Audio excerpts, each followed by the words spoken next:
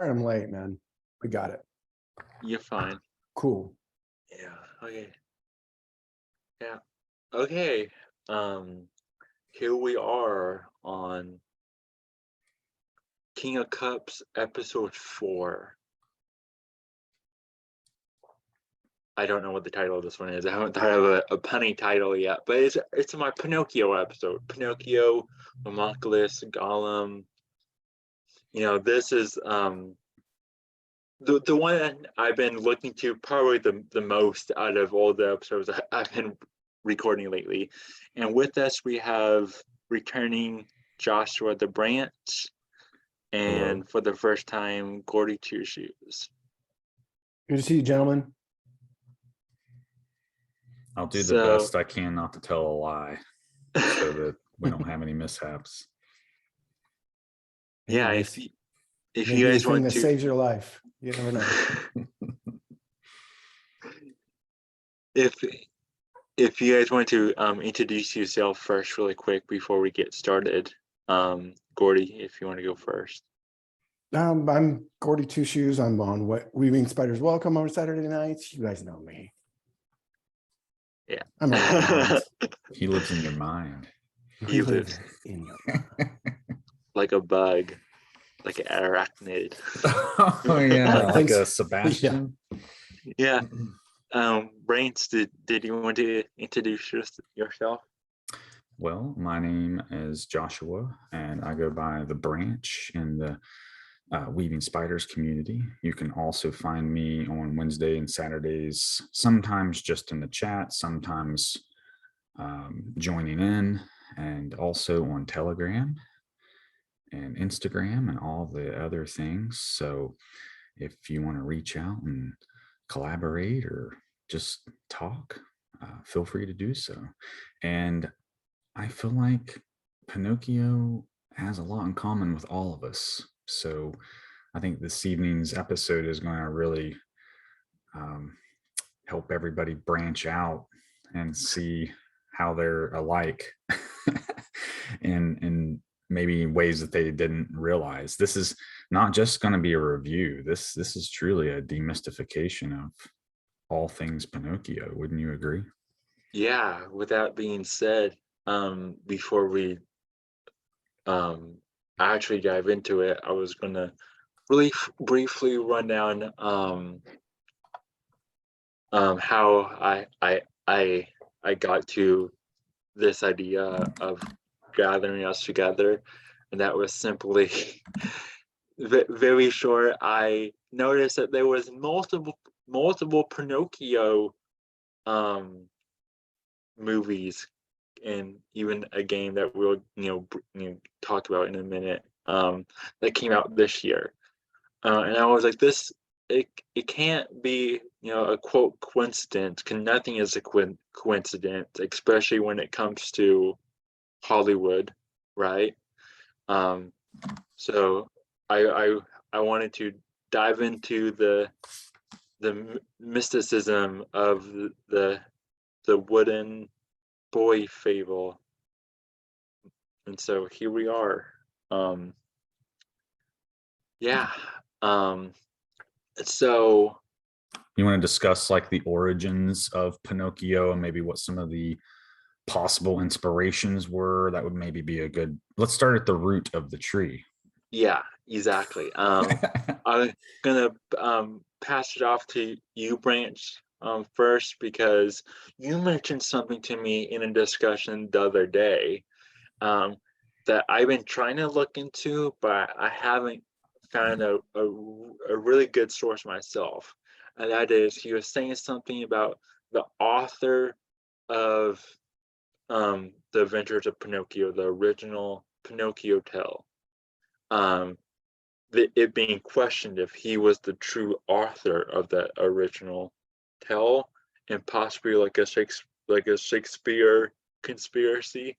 Do you have any more details on that? Actually, I don't remember actually saying that. So I might have just like took it in and not even processed it. maybe it was like a cautionary tale or fable or something. I'm not sure what the context was. I'm sure at some point it's going to hit me and be like, oh yeah. But like Yeah. right now, I don't remember what it was specifically that we were discussing. Are you saying Yeah. that the 1881 book? Yeah, maybe I was saying that the author was mysterious and we don't know who it was. Maybe, I don't know. Well, supposedly his name is Carlo Collodini or Yeah. Collodi, is that it? But his name is Carlo, which refers to which is a big reference in the Guillermo del Toro. Yeah. The name of We're his gonna son talk is about that, yeah. Yeah. Yeah. We could go through the original tell first. I'm a novice when it comes to the original book. I was listening to the audiobook version of it the other day, but I'm sure the Branch and Gordy possibly has more into the original story. I'll look through our chat too as things progress to see if anything jars my memory. Because like I said, it'll probably hit me hard. Yeah. But yeah, I mean, we could start with the fact that it's a seed before anything else, and that's really how the beginning of the movie begins.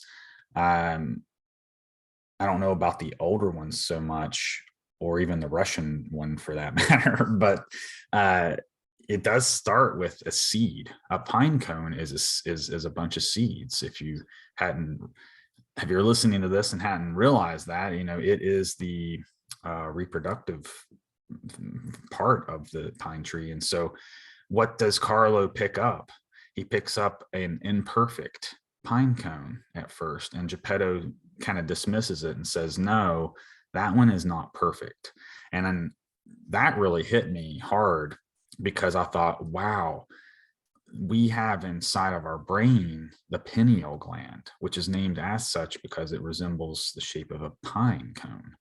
And so if you don't have a perfect pine cone, your pineal gland's perhaps partly calcified or something like that. So right away, for me, the movie was planting the seed of the concept of the pine cone. And later on, as things began to grow and develop, I began to see what the fruit of that seed was. And it was kind of showing like the religious aspects of the movie, which we can maybe talk about a little bit later.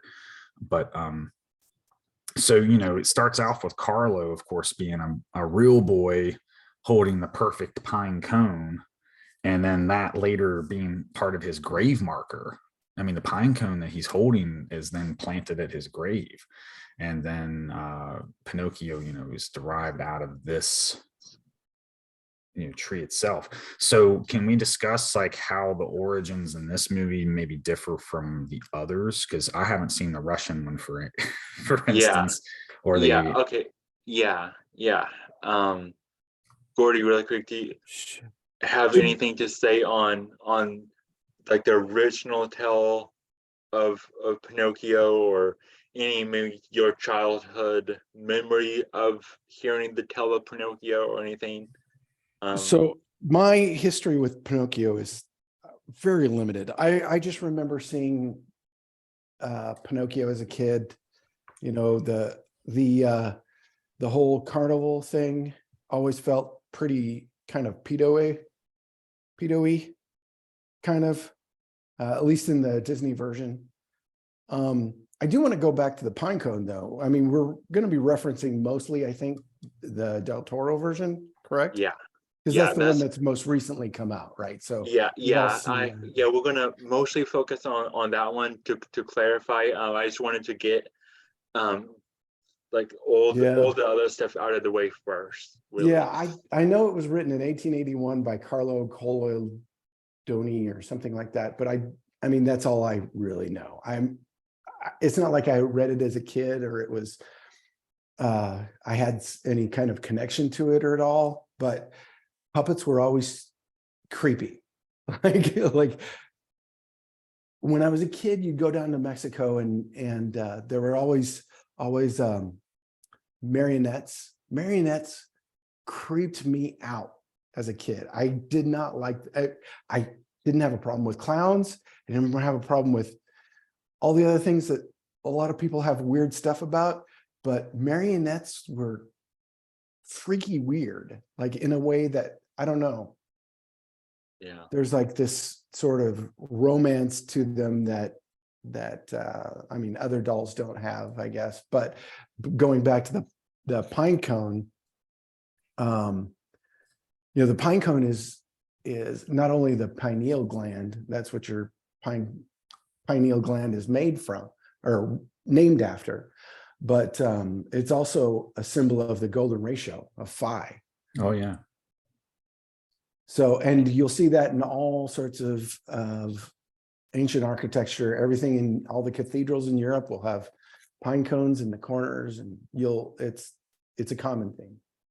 Oh, I think I found what you were talking about, Chris. We were discussing the Northmen, and that was based on a Shakespearean play, Hamlet. I was looking through our chat, and so we were having two conversations at the same time. Is that possibly what it was? Possibly that might have been. We was having multiple conversations at once. We were talking about Amalith.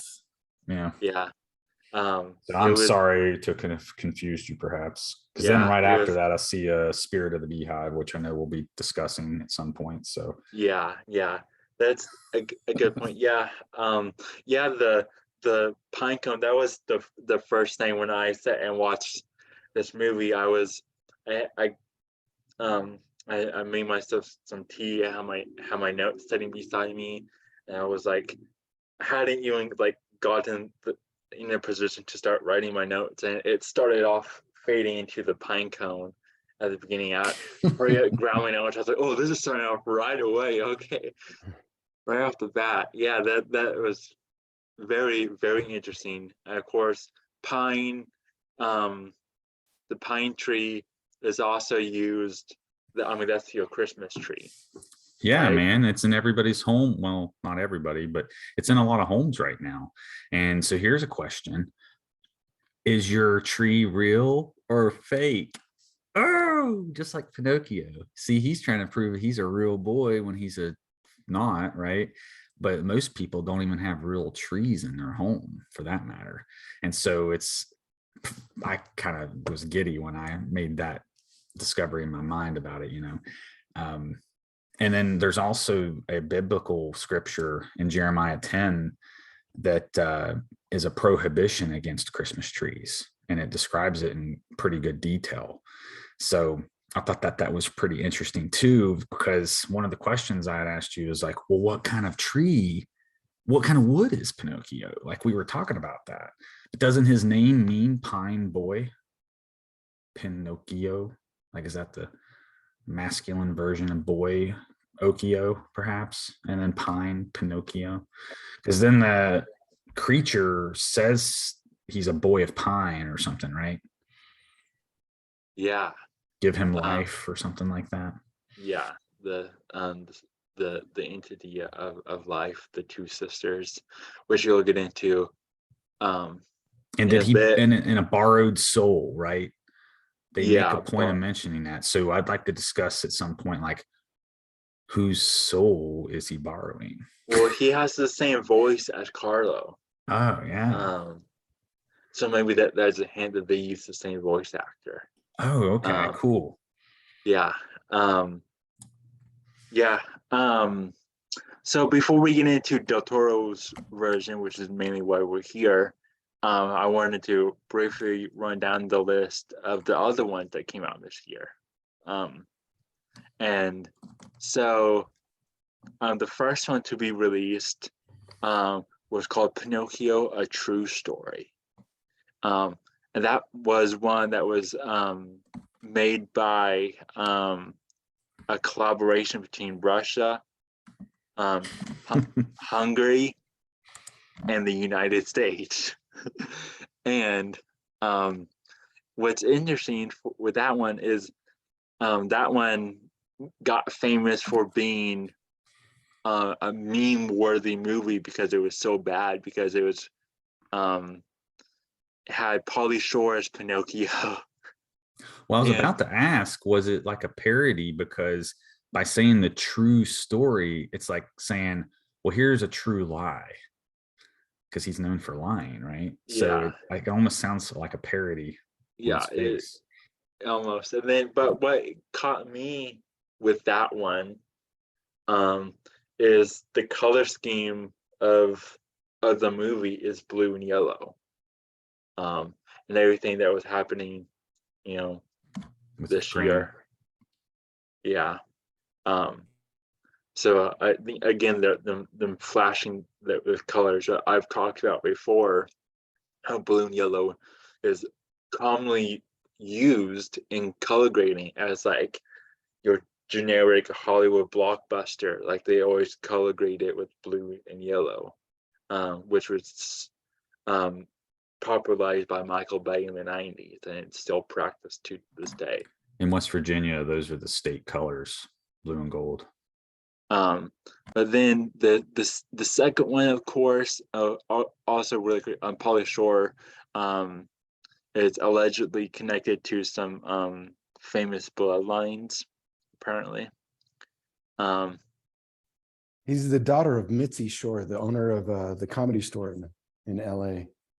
Yeah, Oh, wow. That's where like He's- Joe Rogan goes to yeah, do sets. yeah. yeah. And then the second one to be released was Disney's live action version of Pinocchio with Tom Hanks as Geppetto. Oh, that Which sounds nice. I haven't watched it because my thought about it is what I heard everyone say, it's lackluster. It's a bland copy of the original Disney movie. Do you know if they rushed this just to get it out before Guillermo del Toro's? I don't know. I would be interested to know that. I'm sure they probably did. I'd say there, because of the circumstances with his mother, there probably was a desire to get it out as fast as possible, because she was rumored, the interview I watched said that she passed away in October, a month before the release. So Oh wow. perhaps Yeah. that was some extra motivation. Yeah. Yeah. And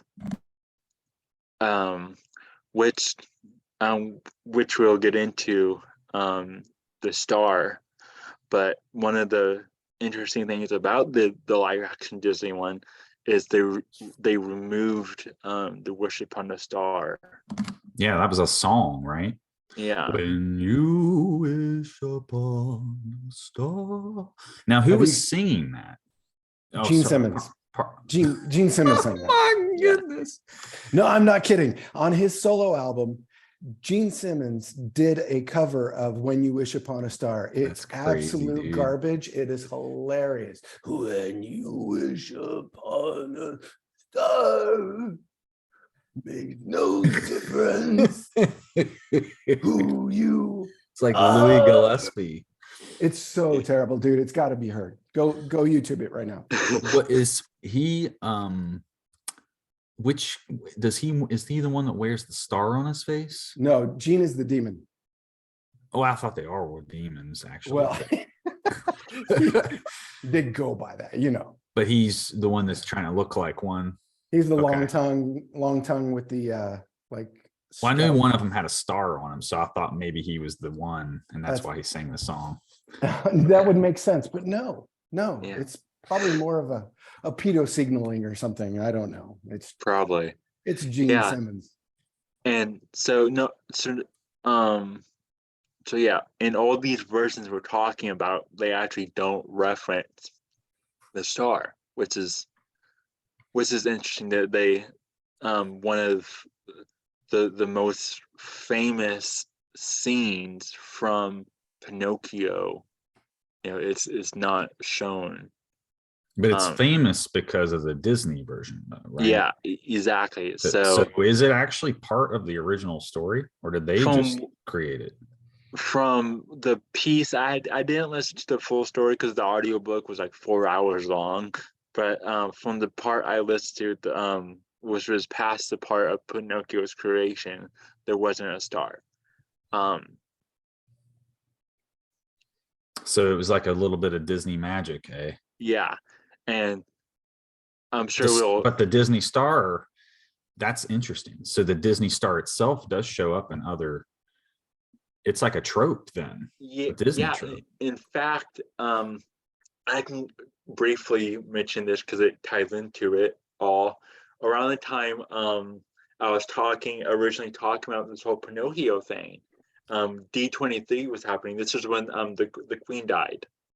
Can you explain Right? what D23 is real quick? It's Disney's. Oh yeah, 23rd anniversary or whatever. No, it's their it's instead of Comic-Con, they do their own thing. It's called D23, where they release all their upcoming movies and TV shows and agendas and everything. Okay. And one of the things that caught my eye was their new Princess movie that's coming out in 2023 called Wish. Oh And yeah, and the stars featured in that. yeah, and the whole story is about the wishing realm, the realm of the Disney wishing star, and how they're connecting all the Disney movies through this new princess movie. And it's all like this Islamic, like Israel culture, and then you Yeah, have it's the very princess Semitic. with the lamb and Oh her going on the yeah. journey with the Disney wishing star. So you have that coming up, in 2023, but they remove it from their live action version of Pinocchio. Um, so maybe that plays in. Was it the same studios though? You know what I mean? Like there's probably so many layers to Disney. Is it the actual same thing or a spin-off studio or something? Yeah. That would be something to consider maybe. And well, it's all like Disney Studios. It's all Disney Studios, Okay. like official Disney Studios I can think releases. of one other star. And so the iconic Mickey Mouse Fantasia, right? The Sorcerer's Apprentice, I think is what they call him, right? And he has a little wand, but what's on the tip of that wand? A star. Yeah. So that's where the And Disney magic comes from. Hey. yeah, and it's also in Princess of the Frog and a few others. Or there was a moment it's even in Lilo and Stitch.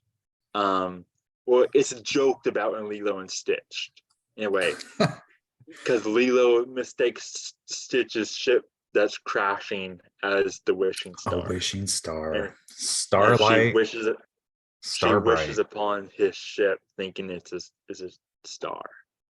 Well, it's very interesting because the first star that we see each night is actually a planet, and that's Venus.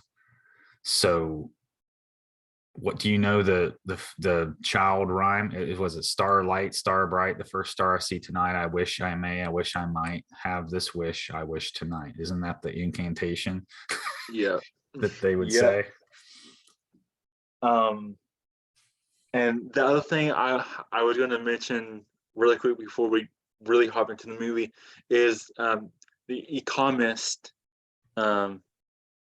magazine cover from 2019. Can you share your screen and show that? I can do it if Yeah. you like. I think we should definitely. Yeah. If you already have it pulled up, you can, or I can pull it up really quick.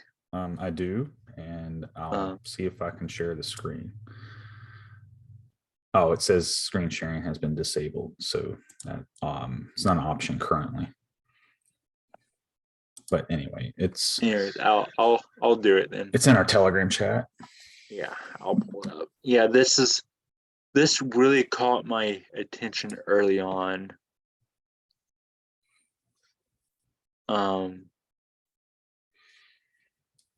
So it's got the Vitruvian. I'll talk about it as you were getting that. So it depicts the Vitruvian man with 4 arms and 2 different, poses with VR goggles on, and surrounding him is like a globe with various things depicted. It's in the attitude and design of Da Vinci. So there, it kind of gives you that vibe of his, like with his artwork and inventions and those sorts of things.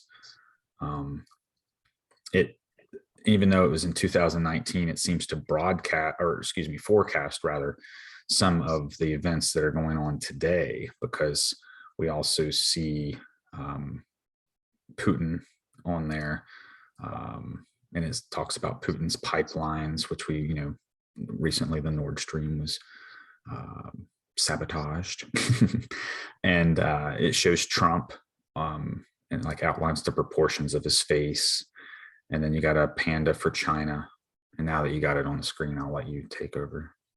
Yeah, you got a panda for China, and you guys can also comment if you guys want, but you also have Trump is on there. The mirrored text. Yeah, did you want to get into the mirror text? Could you caught that? Sure. So it's a little grainy here, but the one beside Putin says Putin's pipelines. And I tried so hard to read it backwards, because I can read backwards or upside down, but it was so difficult in this case. So I put it in a mirror, and instantly it said Putin's pipelines. And I thought, wow. But that's how Da Vinci would write sometimes, is he was purposefully obscure the text of his notes a lot of times by writing backwards. I mean, that's a really weird skill to have, to be able to do that fluently, right? But anyway, you'll also see here Britain something, maybe Brexit, and I can't remember what the one on the far left says. I have it. Oh, go ahead. Right now, it says Putin's pipelines. That's next to. Oh, you flipped it on the computer? Yeah. Cool. Oh, here, let me That's share so screen. rad, dude. Yeah. It wouldn't let me. You might have to just post it in the Telegram chat. Okay, I yeah. can ask to share it or something. I think. Let me see. But oh yeah, below Putin are the 4 horsemen of the apocalypse, by the way. And so Putin's pipelines are right above them. And it also shows the phase of the moon up there. Yeah. Which I think was very interesting. And then you got like Mount Fuji probably in the distance, it looks like. So the flipped script, and part of it says it's just under the picture of the Da Vinci helicopter. You guys know what the Da Vinci helicopter is with the on the far left. Yeah, on the far left. It says facial recognition. Between that and the little face thing. Oh, on the far right, excuse me. Oh, far right. Yeah, I guess it's yeah. left for me. Right above the Pinocchio. It's got that's crazy, dude. The face, and it's showing the facial recognition and the proportions of the face. Right, exactly. Yeah. Who we trained AI biometrics by Da Vinci's Vitruvian Man. I mean, Vitruvian Man, which is the centerpiece of this, which also has a weed plant, a crane with a baby. A crane with a baby? Oh, you mean Ukraine? Oh, so not only does it have a baby, a stork. It's a stork bringing. Oh, a stork, yeah. Yeah, the stork bringing the baby, but it has a barcode on the stork, which means the baby is already numbered before the parents got it. Just like, hey, it's a product. In the chat, product. Chris had the story about the babies in the artificial wombs. Yeah, that was another thing I was getting into. I was going to get into, and this is a perfect time for it, is in 2020, 2022, so this year, the same year of Pinocchio, you have all this talk about an artificial womb. They perfected the artificial womb. The to help people who want to be parents and who can't give birth and all that. Also, the same year, 2022, the FDA updates their guidelines to say that lab-grown meat is healthy for you. It's getting kind of close to being the same thing, isn't it? That's kind of my concern. Too much lab stuff going on for my liking. Yes. Gordy, Also you're in muted. Also in the Vitruvian man's hand, he's holding what looks like a smartphone with a QR code on it. So that to me looks like the COVID passports that seem to be originating now. And this was in the midst of the pandemic. So 2019, you know. Oh, is there something there's something covering up the bottom, by the way, the photo strip. Oh yeah, Go ahead, Gordy. I didn't mean to interrupt you. yeah. No, that's okay. What I was going to, oh shit. Okay. Oh, I'm sorry, that's your computer. I thought this was Chris's. No, this is. That is Chris's. I'm just looking at the flipped version right now. Also, one of the things I just wanted to point out that right under that, before we get off the magazine cover, right above the elephant with the graph tusk, it says New Horizons to Ultima Thule or Thule. Oh, snap. I didn't realize you said that was on this. It's written right under the, it's right above the elephants and under the radar dish. New Horizons of Ultima Thule. Yeah. Or to Ultima Thule. What do you know about Thule? Nothing other than the Nazi reference. That's a pretty solid reference, though. Yeah. But it also, straight down, it says Mona Angelina, which I also don't know, but they have a picture of the pangolin, which I'm sure is a reference to the whole COVID bullshit where they're trying to blame it on the pangolin or a bat, right? And and the Vitruvian man also has a tattoo of the DNA strand on the arm that he's holding the marijuana plant. For real. Yeah. Like there's code all over this He's thing. got one on his chest too. So it's a hashtag. Yeah. It's a hashtag. It is. But possibly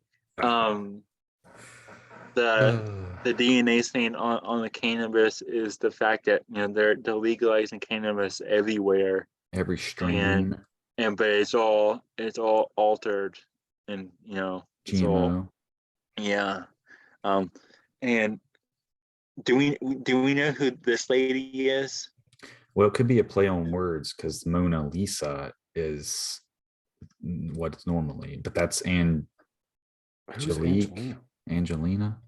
Yeah. Oh, maybe Angelina Jolie, but that doesn't really look like her, in my opinion.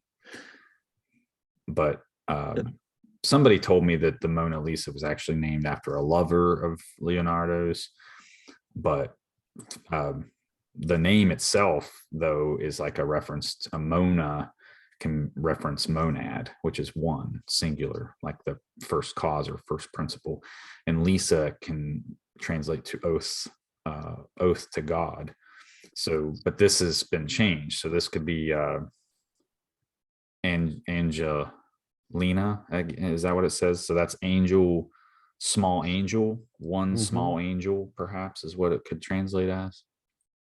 So that this all kind of gets me to heading us towards actually talking about this movie here, and that is through the Ritual Man, which Ritual is that's a play on words of the Vitruvian Man. That's really wild. Good catch. The Ritual is an acronym for the 7 stages of alchemy, and another thing has 7 stages, and that is the Tower of Babel. 7 laws of hermetics. 7 laws of hermetics, and the Tower of Babel, of course, is the bridge between heaven and earth, which Just like also the Bifrost. what our good friend Mario of symbolic studies has said recently is that trees are a symbol of that the bridge between the heavens and earth. Yeah, like the Christmas tree again. Yeah, the Christmas tree is sign of the pole star. And so that will get us talking about the movie again.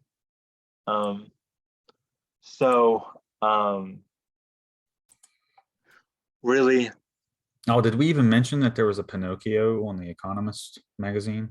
Yeah, That's yeah, the there whole is. reason we brought it up. Yeah, the reason why we brought it because there was that Pinocchio with his Oh, lying goodness nose, sakes. with his lying nose. Yeah, post lie Pinocchio. Post lie. Which post your lie? Are you posting your lies online?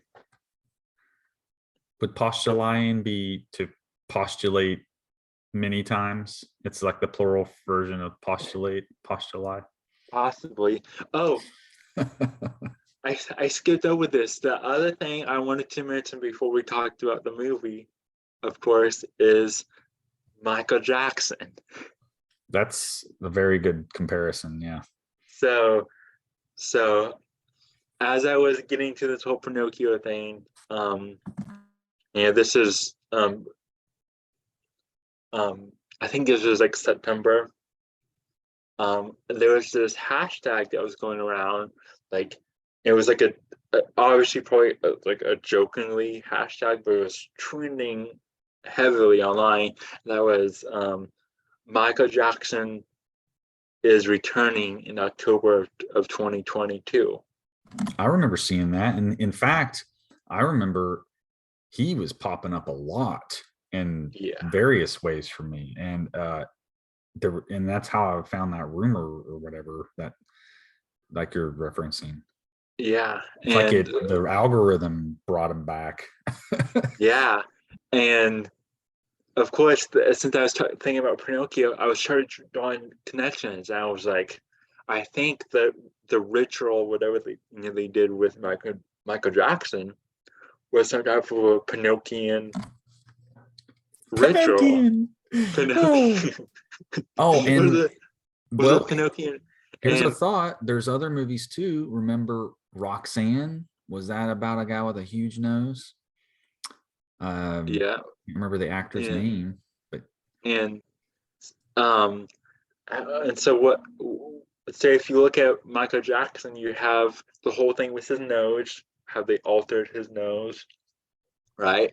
We mean of course, that's Chris. A big one. I think that is. I think that is a castration of the nose, which the nose is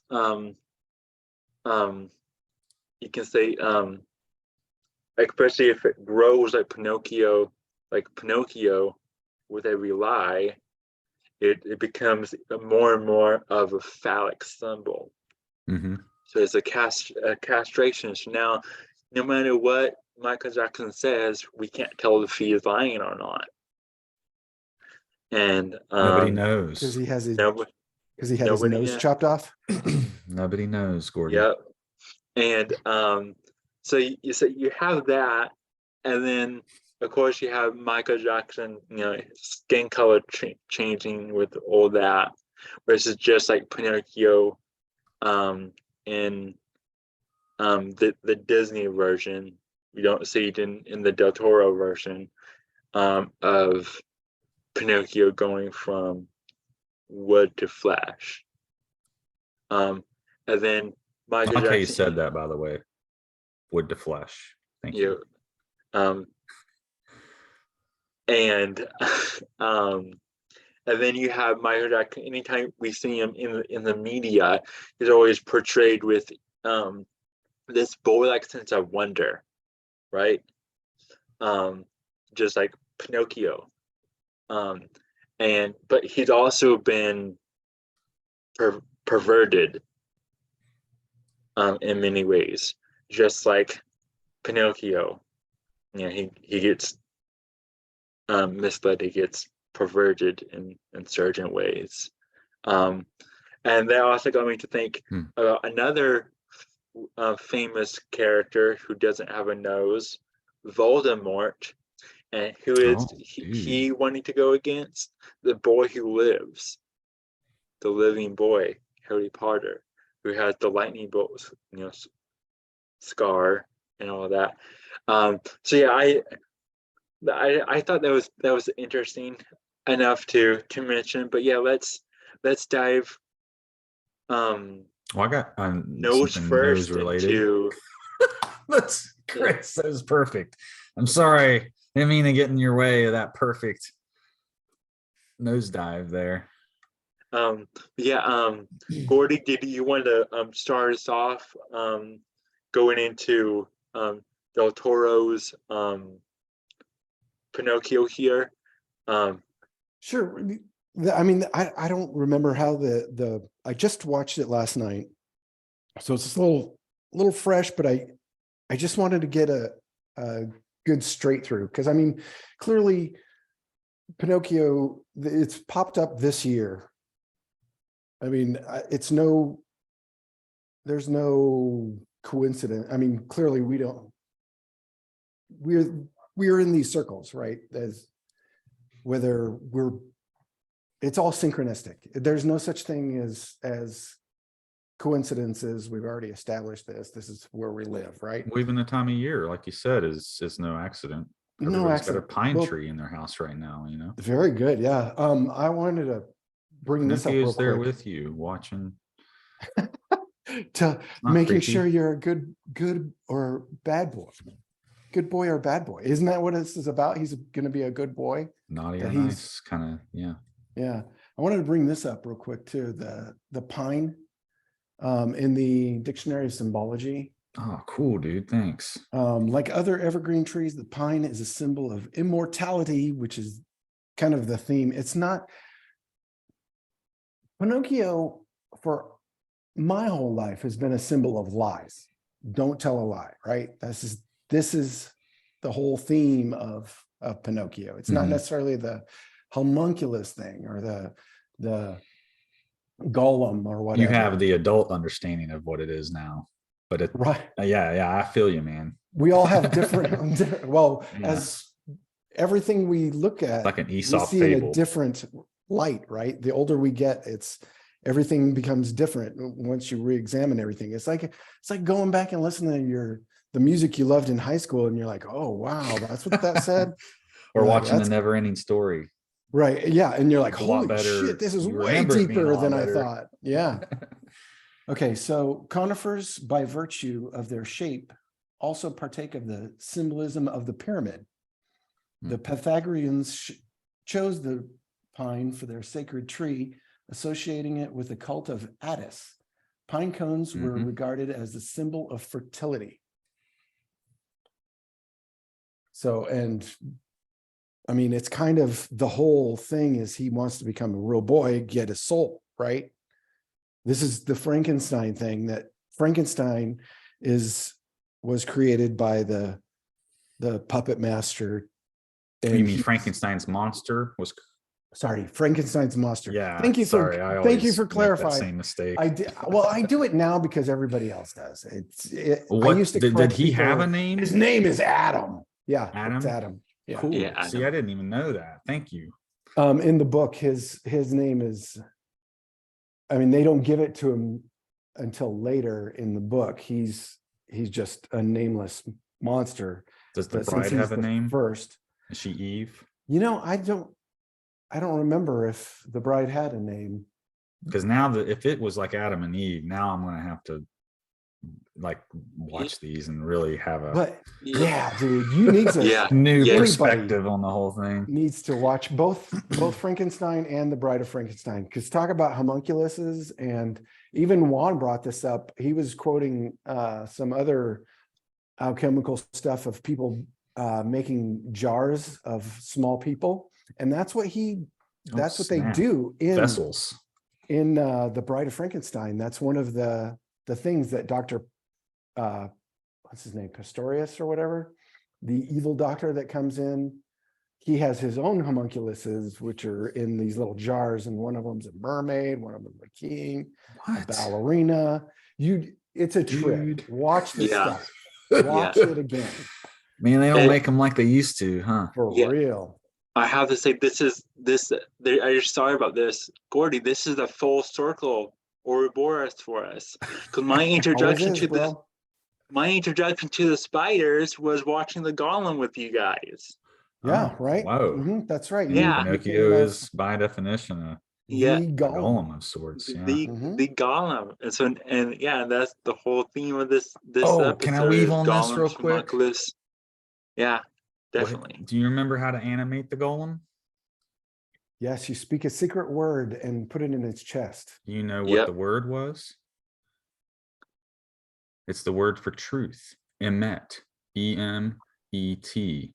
And if you wanted to de-animate the golem, you would erase the E, and then met means death, like metaverse, for instance. And then the golem would de-animate. And what's the whole thing about Pinocchio? Truth and lies. Right. And I don't think it's That's any deep, man. accident that they've come out with, you said at least 4 that we know of. Yeah, Not including shitty animated versions from Korea or something. Yeah. That, I mean, we spent the last 3 years in the greatest of all global lies. yeah, true, exactly. Yeah, the fourth one, I don't think I said when we hit record. I think I didn't say that there was supposed to be a fourth one, that got delayed till 2023 for unknown reasons I couldn't find, but it was called Pinocchio.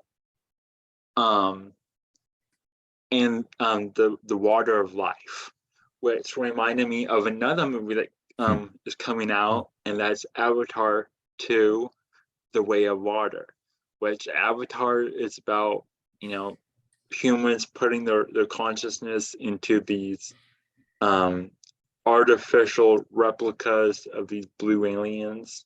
Vessels. So it's the same thing. It's going back to this whole homunculus golem thing, right? Just like we're talking about the Tor's Pinocchio, and when the spirit of life is giving Pinocchio life, she says a borrowed soul. Mm-hmm. And I speculated that it's probably is connected to Carlo Geppetto's dead son, because it shared the same voice actor, and that's how they allude to it, And right? the author's name of the Yeah. OG was Carlo. Yeah. So that makes good, solid sense. So, and I think it's interesting, Gordy, that you brought up the never-ending story, because That was Joshua. Well, you Oh. were talking and I mentioned it, so sorry. but yeah, yeah, because the Sphinxes are in there. Yeah, Yeah. the Sphinx, the Sphinx and the door reminded me in this Pinocchio movie. It reminded me of the Sphinx gates from the Never-Ending Story, and they're both blue. And of course, that's what the Del Toro uses as the movie posters. Pinocchio standing in front of the door with the Sphinx. So you got Jockey and Boaz, the 2 pillars right there. Of course. Can somebody find a picture to bring that up? Because if somebody hasn't seen this, I mean, we are referencing a movie from way back in the day, but it's so powerful because I think anybody that's watched it as a child, this is probably one of the scenes they remember most. They're probably going to remember Falcor. What kind of dragon was he? a dog dragon or A Wish luck dragon. a luck dragon. dragon. A luck Luck dragon. dragon, right? Luck and wishes. And so there was that. You probably remember him, and then you probably remember these two sphinxes, you know. Yeah, let me. And I have it saved here. can I weave on something real quick? Yeah. Because we were talking about the waters and stuff a moment ago, and I actually was reading over my notes that we were exchanging earlier in the week, and to me, Pinocchio has a very Aquarian theme, because here we have a vessel that's being filled with a spirit. Now, how this vessel is filled with a spirit changes with each of the stories, but that's still the premise. And it also reminded me of The Shape of Water, which was another movie that he did. But anyway, there you got the picture of the sphinxes. You know, And a I'm star. Yeah. I am seeing Interestingly enough. all these now that we're talking about it. I'm kind of looking I've got the movie in the corner here, Yeah, man. and I'm seeing these patterns, these Del Toro patterns. Like there's a scene in Hellboy 2 where the first scene is the father talking to the Hellboy as a child. He's a little kid, as a young man or whatever, and they tell maybe it's the first. Is it the first movie? Chris, do you remember? Yeah, Where he's I telling him actually the just story? rewatched the first one last night. And he's got a puppet, right? Doesn't Yeah, Doesn't he has Hellboy have a puppet? Oh, interesting. Yeah, he gets the candy bar, he plays with the puppet, he has the baby roofs, he plays with the puppet, and then he gets attachments to cats, were the three things that Hellboy I was wondering really liked. why. I was wondering why he liked cats. So is this in the first one you said? I don't think Yeah. I've seen this one. Okay. Yeah, in the first one he gets the attachments to cats, and that's why he has to save the cats during one of their missions, and it becomes a thing. I can vibe with that, man. I wouldn't compromise. Yeah. So yeah. Oh, so we were talking about the sphinxes because there are these creatures in Pinocchio. There's no longer the fairy godmother, which is associated with the star. So instead, now his life-giving beneficiary is a creature from the underworld. Well, it's an angel. It's an angel. It's two sister angels, as Del Toro has said in the interview. Life. He calls them life and death. Yeah, the theme of Pinocchio is death. I've heard him say that in an interview. Yeah. And we discussed like the nature of these figures. Gordy, you pointed out something very interesting about how it resembled another character in one of Hellboy 2 or 3. Oh yeah, in Hellboy 2, so the angel that visits and gives life back to Pinocchio and we haven't brought up Jiminy Cricket, the new Jiminy Cricket yet either. Sebastian. Sebastian J. Cricket. I don't know what symbolism of that is. I want to talk about it later. Trust me. Okay, good. We will. Okay, but she's a four-winged angel with eyes on all of her wings, and it's clearly essentially the same character from Hellboy 2 when he goes to the underworld and has to make a deal to save, or they have to make a deal to save Hellboy's life because he's got the spear in his heart. Yeah. And they have to make a deal to get the spear out. So they have to make a deal with death or whatever. But Do you remember what the deal was? I'm trying to remember. But It's that been a while too, since I've seen Did the it second did it one. have something to do with the fire girl? Like, did he have to witness a kiss or get a tear or something strange like that? I just I know that he didn't arrive alone. no, Um, they brought him. oh, Uh, they had to give him they have the to get, spear piece that was in him. He wanted yeah, that shiny piece. from the troll guy. The troll wanted the shiny piece of spear. Yeah, Yeah, so that became the price, right. which was convenient for Hellboy, of course. Which is interesting. So the death. So that's the life is the angel with all the eyes on her wings, and then the death is this Sphinx character, which in the book of symbology says that the Sphinx not only is like what, because I think we as Westerners see the Sphinx as that thing in Egypt that's in front of the pyramids. It's just the face with the lion body. But so check this out. Sphinx is a fabulous being composed of several parts of a human being and 4 various animals. The Sphinx at Thebes had a head and breasts of a woman, the body of a bull or dog, the claws of a lion, the tail of a dragon, the wings of a bird, being the supreme embodiment of the enigma. The Sphinx keeps watch over the ultimate meaning, which must remain forever beyond understanding of man. So this is the keeper of secrets also. Jung sees it as a synthesis of the terrible mother, a symbol which has left its mark on the mythology as well. The mark of the Sphinx pertains to the mother image and also to nature symbolism, but beneath the mask lie implications of the nature of the myth of multiplicity or of the enigmatic fragmentation of the cosmos.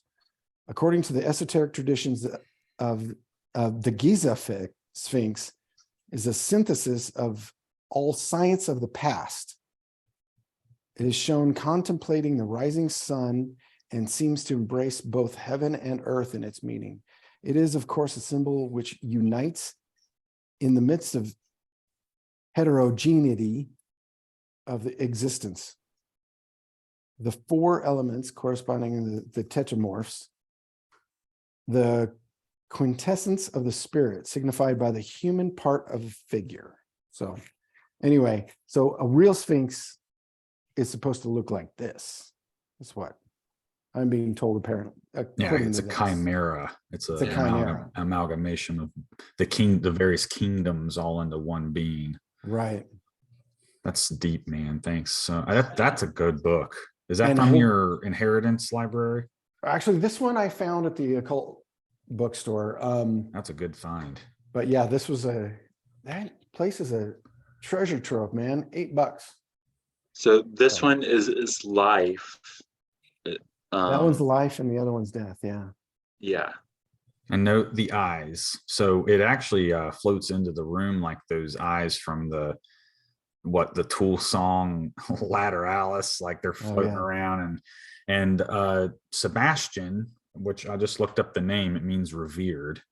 Sebastian's trying to fend off the eyes because he lives within Pinocchio. Because it starts out, it's the same perfect pine cone that grows the pine tree. Jiminy the cricket, Sebastian, comes to inhabit that tree. And so do you mind if I talk about like what happens right before this scene, Chris? Oh, go ahead. Yeah, because I don't care about spoilers. I mean, it's on Netflix. So yeah. So what happens right before this, this tree was actually standing by the grave of Carlo. And in a drunken rage, stupor, Geppetto, which kind of reminds me of after the flood, Noah got drunk and was drinking. But anyway, here we got Geppetto drinking, and this great remorse and rage comes over him. He grabs the axe, runs outside during a storm, and hews down the pine tree with Sebastian, Jiminy Cricket, inside the tree. Now, I wanted to point this out because when you're reading that symbology book, for instance, it mentioned Attis. Attis was a boy figure like Adonis, for instance, and he cut off his penis under the tree. And it's said that that penis then became the mushroom that we find under it. So people always say that mushrooms are phallic symbols. Well, this is where that kind of derives from, I think, in legend. But it happened under the pine tree. So the tree itself was hollow. Well, we look at that word hollow when something, if you are walking upon hallowed ground, that is holy. It is, which means to be set apart. And so halo even comes from hollow. And so here we have the hollow pine tree containing the cricket. Geppetto cuts him down, brings him inside, fashions him into a boy, as we see here on the screen, but with Sebastian still inside. And I want to point out the similarities between trees and people. You know, we both have trunks. And so here we see the trunk of that pine has become the Pinocchio's trunk. And within that trunk lives this cricket named Sebastian. And so the scene here, right before that angel shows up, these eyes appear and Sebastian's trying to fend off the eyes because, you know, he's inside, he's within Pinocchio as a home trying to write his book. He's writing his memoirs or something, like he's trying to do an independent project. And really he's finding all this to be quite a stir, you know. And what I found striking about this is the angel and him have a conversation. And he's not at all surprised, if anything, annoyed that this angel has shown up, right? But they have a conversation and interact. The angel's very tolerant and patient with him, however, and gives him some instruction. She says to guide him and help him learn what is right. And so in this way, Jiminy Cricket Sebastian, it lives within Pinocchio and becomes his conscience, his guiding voice, right? Which is kind of how we see Jiminy Cricket depicted in the other versions, I think, as well. So I think it's worth to compare that. Just because I'm on the topic, I'll mention real quick. I saw a hilarious TikTok video of this girl who had killed a cricket, and she was like freaking out. She's like, I looked it up and it said it was bad luck to kill a cricket in your house. And now there's all these crickets. Anyway, so I wondered too, because several times in the movie, the cricket's always getting smashed and, you know, all sorts of things are happening to the cricket constantly. And I'm thinking, well, I didn't know about this unlucky cricket thing until recently, but if that was something you knew, that would probably have another layer of humor to it, because you're like, oh, how unlucky, you know, this all is. But here we see the Ophanum angel showing up, and, you know, with its life-giving touch. But this is now the substitution for the star, which we also find stars at the top of Christmas trees. But here, you know, so go ahead and take it from there, Gordy or Chris. It's kind of also I noticed the theme of the blue. Whenever the spiritual enters the storyline, everything's blue. Like she's blue, she's blue, the cricket's blue, and the Sphinx is blue. Yeah. Good point. And the cricket being his conscience, is his spirit. And if you were doing this in a Trinity kind of thing, you would say if Geppetto is the God, Pinocchio is the Jesus, and the cricket being the Holy Spirit. Dude, that lives the still small voice in Ezekiel, when he sees the tetramorph, which is the Sphinx, he says it's not, God wasn't in the whirlwind, he wasn't in the fire, he was in the still small voice. Right. So like he was the Sebastian. Dude. Oh, and one more thing about the blue. Christ was crucified on a full moon night. And see, on a full moon night, the night sky is actually a shade known as midnight blue. So I would even speculate that that's the color. And that is basically black saturated with UV from the full moon, which makes it a lighter shade of black, which appears blue. But really what you're seeing, the blue is actually UV. And so I guess in that way, the stars on this angel almost resemble like stars, or excuse me, the eyes on the angel resemble stars in a night sky in a way to me. Also, I want to point out too that the spirits that are around in the forest, they show spirits in the forest are floating eyeballs with smoke coming out of them. Yeah, man. I don't know if we mentioned that before, but they are the ones that actually try to inhabit Pinocchio first. Oh, I thought they turned into this entity here. Okay. Because Well, I don't know. Maybe I missed something. Well, the one eye looks over, and that's what he is showing. I took it as there's just like spirit of the forest. Right. Or maybe everything they see, she sees. Yeah. They're like her feelers or whatever. Yeah. It's very vague. So I think any of our versions could be right. Yeah. Possibly all of them at the same time. But what does she say though? This is where she talks about the soul being borrowed.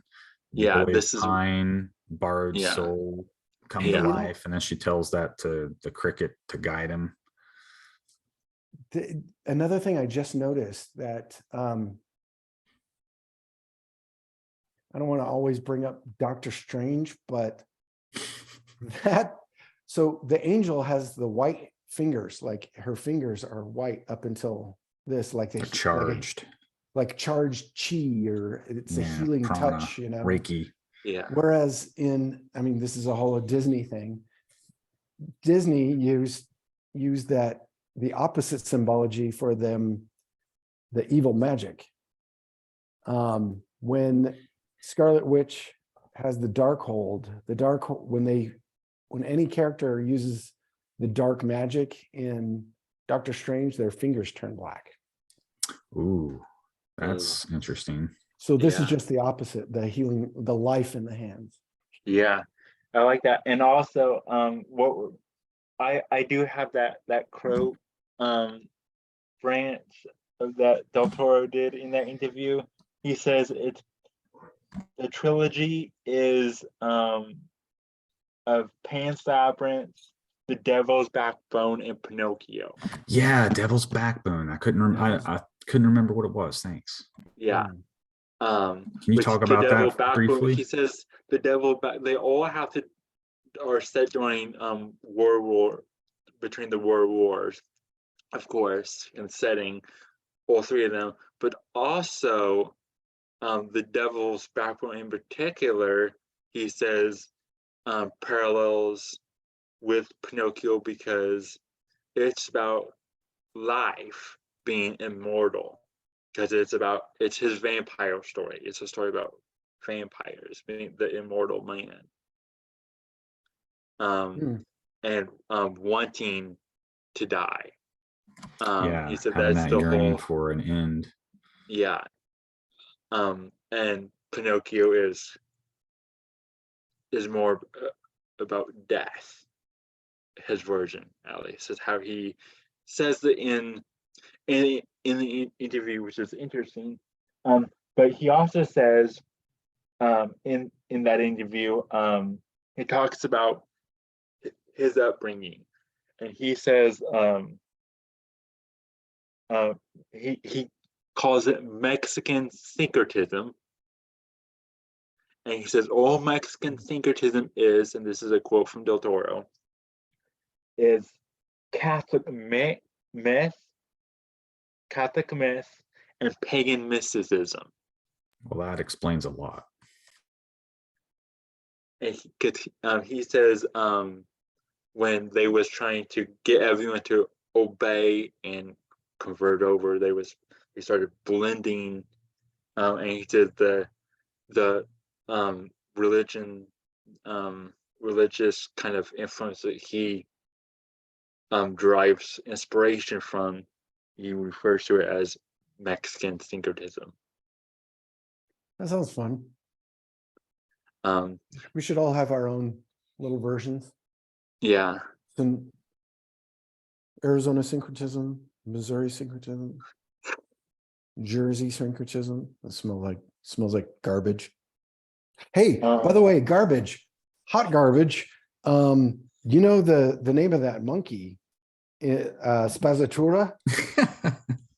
The name is they call the monkey Spazatura, which is a kind of a cool sounding name, but Spazatura means garbage or trash. I wondered what it meant because I did notice it, but it was totally unrecognizable to me. What language is it? Italian? Italian, yeah. So Oh. I mean, maybe we should kind of say that it's an Italian. It supposedly takes place in Italy, right? During World War II. Between World War II or World War I and World War II, when right, his son dies in World War I, right? And then this catches up. Pinocchio was born in World War II. Right. But he's in Italy and Geppetto is making them wooden shoes. I don't know. I don't know if if there's a symbol there I'm missing that I'm not digging into yet, but I thought that was a little weird.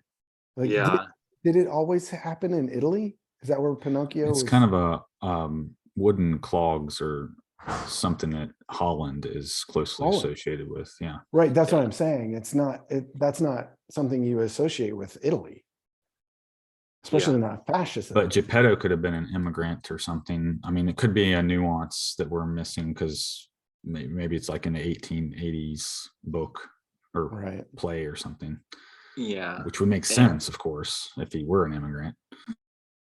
And Pinocchio, when he, we talked about him coming to life, but after he gets life, I found it interesting. Once Geppetto wakes up from his passed out some slumber after falling down the stairs drunk, he wakes up and he hears a noise. He can't find the puppet he made that they put on the table. He's hearing this noise upstairs. He goes upstairs, and it's like a horror movie. And dude, totally. That's why I like this scene. He goes upstairs, and like the Pinocchio's like poltergeist. running around, and he just came to life, so he doesn't know how to move his body. So he's articulating and ambulating. Yeah, he's just like flying all over the place. It's horrifying. At first, Geppetto's scared of him, but then Pinocchio does a song, and I enjoyed this first song that Pinocchio sings. Everything is new. Yeah, everything is new to me, which reminded me of the song "What's This" from The Nightmare Before Christmas. Oh yeah, what's this? I can't believe my eyes. Yeah, because Pinocchio is like, everything's new to me, and he's like picking up everything around the house and taking it apart, trying to figure out what it is. And then after he's like, "Ooh, I love it," and he just throws it down and breaks. So he's breaking everything from Geppetto's house. This reminds me of, do you remember Short Circuit from back in the day? There was a robot that, and as soon as it gained sentience, it was always wanting input and data. And it was just like on this endless quest to consume data and input to learn. So it is like an age-old, I guess when you create the homunculus, be ready to feed it information in addition to whatever else it may require. Yeah, I thought that in particular made Pinocchio much more of a realistic young boy compared to like the Disney version in particular, because he had this this Del Toro childlike version. awe. Yeah, he has this childlike wonder, this childlike awe. That's what this the boy wants to figure out how things work. That's how I got into film, is because I wanted to know how film movies work. That was literally just the question I asked myself as a kid. And so that's a very boy man thing. And I think Pinocchio in general is this story about initiation from boyhood to manhood. And I think what's interesting about it is a lot of Pinocchio is about these like half-baked initiations, almost like these pseudo initiations. And Del Toro even mentions that he likes having that relationship in his movies, the father and son relationship. But yeah, when Pinocchio also doesn't have a sense of danger when he's comes to life. There's a few scenes later where the guy from the Italian army, the soldier, comes with his son and the priest from the church to talk to Geppetto about Pinocchio, and the soldier's son, Chadwick, or is it Chadwick or Candlewick as one of the wicks? Candlewick. Tells Pinocchio to put his feet get closer to the fire to get warmer, because he realizes, oh, this puppet's made of wood, he's gonna burn. And so Pinocchio was like, okay.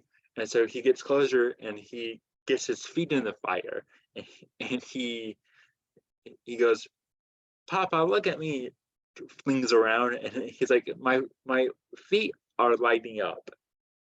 And Oh, this is how he ends up with the new legs, hey? Realizes the danger, and he's like, picks up Pinocchio and he's trying to put his feet out, but the whole time Pinocchio's like, he's all happy about it. And even when he gets his feet put out and promises new feet and gets put to bed that night, he asked Geppetto, he goes, can we make my feet light up again? Like, he has no sense of danger, that he, even when he finds out that he can't die, he goes, oh cool. like oh, I'm dead, oh cool. Oh, I can't die, oh cool. He's okay with whatever comes his way. He just loves the experience of what he's going through. I thought was hilarious about that that scene you're talking about, where the fascist officer, the Nazi fascist officer, comes to their house and tells, he comes with the priest, and when Pinocchio sets his feet on fire accidentally, but what they're coming to tell him to do is to send Pinocchio to school. Like, they're not freaked out that it's a talking chunk of wood, but they're like, oh, well, I guess if it's a kid, you got to discipline it and throw it to school. Like, that's the point they already got to. Like, I feel like we missed like 6 months of the movie where the priest is like, it's a blasphemy, it's a demon. We gotta get it enrolled. Yeah. And that's another thing I thought was interesting was that once Pinocchio dies for the first time and comes back to life, when the fastest soldier, Nazi guy, sees it, he's like, oh, he'll be great for war. We can train him in a youth camp and become a soldier that never dies. He basically wants a zombie. He wants an immortal soldier. Well, and that also, I think, circles back to the Thule societies type stuff, because which again shows up in Hellboy. I mean, the Nazis were in that too. So I think their aim was to have like undead soldiers, essentially, like empty vessels inhabited by spirits that couldn't be killed, this sort of like ultimate death, like the Golden Army. Knight. Yeah, well, exactly. Yeah, exactly. And Ron Perlman, who plays the Nazis, plays the fascist soldier, is Hellboy. Are you kidding me, dude? I No, didn't that's the notice voice. Yeah. that. Yeah, Mhm. yeah, That was clever. yeah, That's funny. yeah. Yeah. The brains. I know you had something on this because we was talking about it the other day. Um, to go back a little bit when um Pinocchio is told to stay at the house so Geppetto can go to church, and Sebastian, the new Jiminy Cricket, tells him that he needs to obey his father, and he goes, "Well, I don't want to. I want to go to church." And he goes to church, and he burst in there, and everyone was like, "Oh my God! Oh, it's so creepy."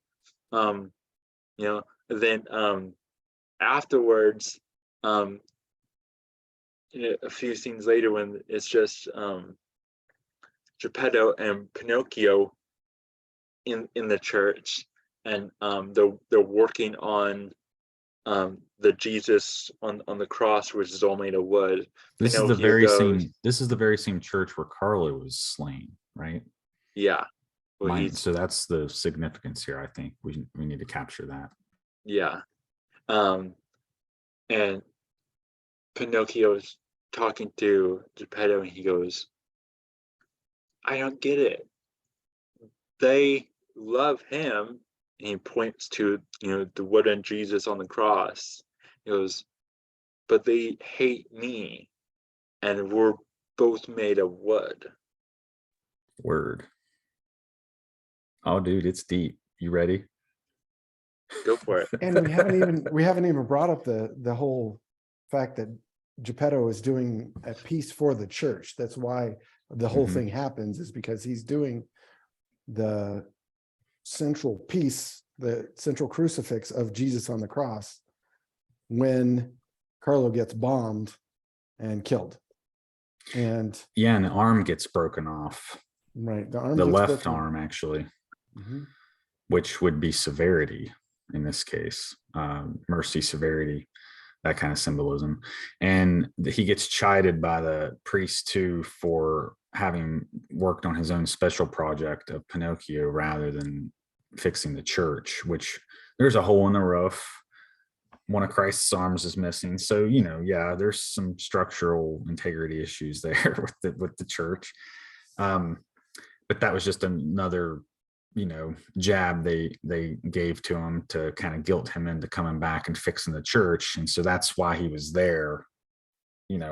That time was to kind of like make amends, I think. But yeah, he makes that comment, and there's a lot of relationship to Christ, and without knowing that he was what was it you said, a Mexican syncretic or syncretism, Mexican syncretism is what he says. which is Catholicism mixed with the native whatever is Well, the he beliefs. says pagan mysticism.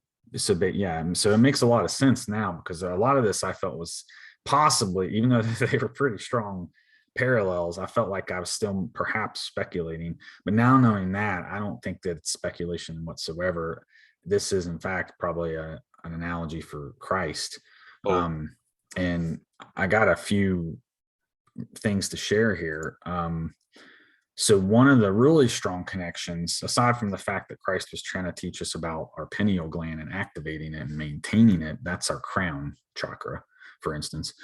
So when it's talking about your spiritual authority and stuff like that, I mean, that's the whole point. Like, he was just here to teach that. And but what we see happen too, you mentioned how Pinocchio was innocent and would get taken advantage of and such. Well, one of the other things that happens to him subsequent to his new legs and such, he gets preyed upon by the what's his name, Vulpine, something or other, Vulpin, Count Volpe. Okay. yeah. Well, do you know what Volpe means or is a reference to?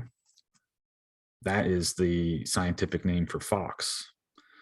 And if you look at the top of his cane, he's got what I thought was a wolf head at first, but it's actually a fox, because then I saw his name. When I watched it, I used the captions. So I caught that his name was Volpe, and I thought, well, that's really strange. And I think, Chris, did somebody, maybe it was you, Gordy, one of you mentioned about the Pythagorean connection to all this. Maybe it was when you were reading the symbolism book. It was in the symbolism, yeah. Well, there is something called Pythagorean reduction, and it's in the chat if one of you want to pull it up, because I tried to share and I wasn't able to do it. But anyway, Yeah, I don't know how to turn that on. I'm sorry, guys. It's cool, man. But if you I'm want new to hosting on Zoom. But if you want to pull it out of the chat there and show it, it'll help make the point. But this is always, because now that I know this, I've known it for a while, and every time I see it now, it really stands out. And so this guy is a fox, which in Pythagorean reduction, fox is the only whole word that you'll find on this cipher other than ox or something like that. But FOX is 666. And so what do we see happen here when he encounters this Count Volpe? He immediately conscripts him into servitude. But the way he does it is textbook out of the Bible, the temptation of Christ. So let me read a little bit of this just to kind of make the point. So the moment when he's unrolling the scroll, his contract, and it's really long, of course, and he's like, sign here, here, and here. Well, when he's talking to him right there, he makes a comment to him. He's like, you'll have fame, and all the nations will be bowing at your feet. Well, if we go to for the third and final temptation in Matthew, presented as the second of the three in Luke, the devil takes Jesus to a high place, which Matthew explicitly identifies as a very high mountain where all the kingdoms of the world can be seen. The spot pointed out by tradition as the summit from which Satan offered to Jesus dominion over all earthly kingdoms is the Quaterania, a limestone peak on the road to Jerusalem, from Jerusalem to Jericho. Instead of the literal reading, George Slatyer Barrett viewed the third temptation as inclining to a doubt of Christ's mission, or at least the methodology. Barrett sees this as the temptation to accept adulation of the crowds, assume leadership of the nation to overthrow Roman rule, take the crown of his own nation, and from there initiate the kingdom of God on earth. The kingdoms Jesus would inherit through Satan are obtained through love of power and political oppression, which are themes, of course, in the backdrop of this story. And then it continues here. Barrett characterizes this, the quote, the old but ever new temptation to do evil that good may come, to justify the illegitimacy of the means by the greatness of the end. The mountain is not literal if the temptations only occur in the mind's eye of Jesus, and the gospel accounts record this mind's eye view. Mind's eye is a good reference to the pineal again, by the way, or the third eye. And it talks about it in parable form. In other words, it had dual meaning, as many Twilight languages do. And then Satan says, the quote, and this is where the rub is here, where the two are similar. So compare what Count Volpe says to Pinocchio to this: all these things I will give you if you fall down and do an act of worship to me. Jesus replies, get away, Satan. It is written, you shall worship the Lord your God, and only him shall you serve. So it would seem that Pinocchio, because again, there's a strong comparison to Christ. He says, Father, why do they love him and not like me? But then again, there are differences that are kind of depicted too. And like, he actually fails the temptation that Christ succeeded against. So I think that it really stood out to me, because the way he phrased it, I thought, well, that had to have been on purpose. Like, I'll offer you the nations of the world at your feet.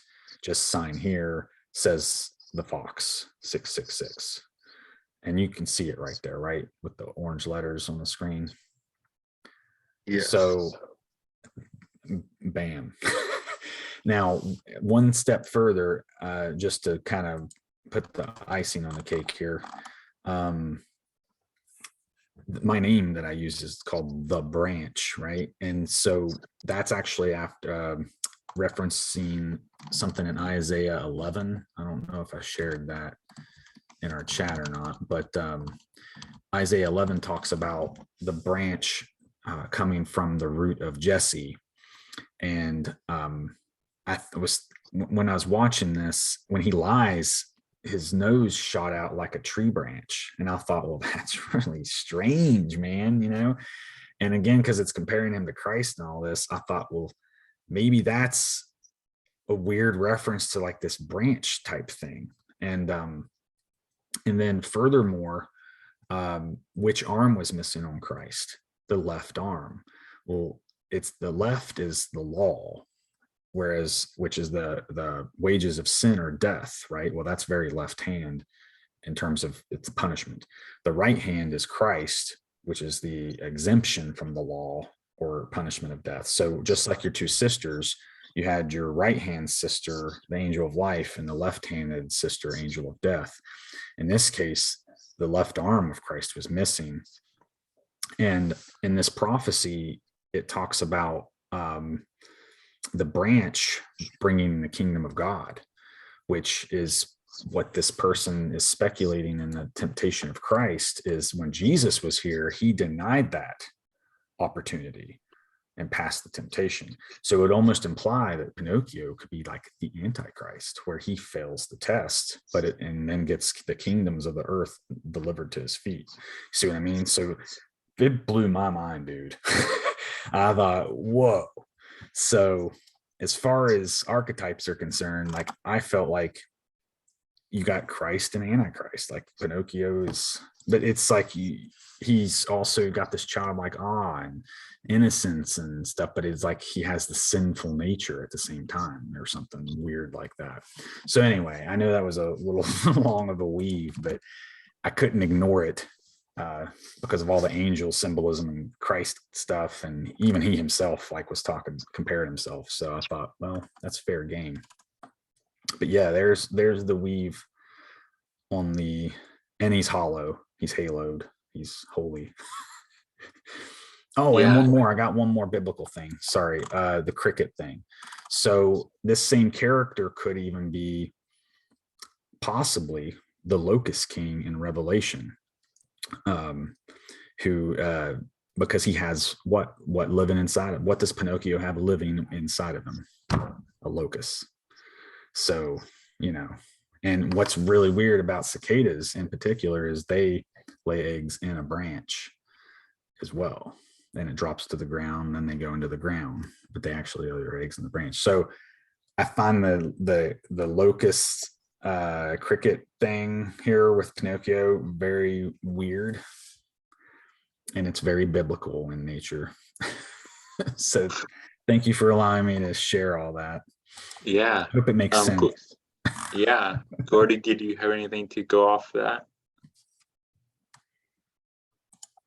Oh, he's muted. Muted again. I'm sorry, guys. Just after that scene that you're talking about, where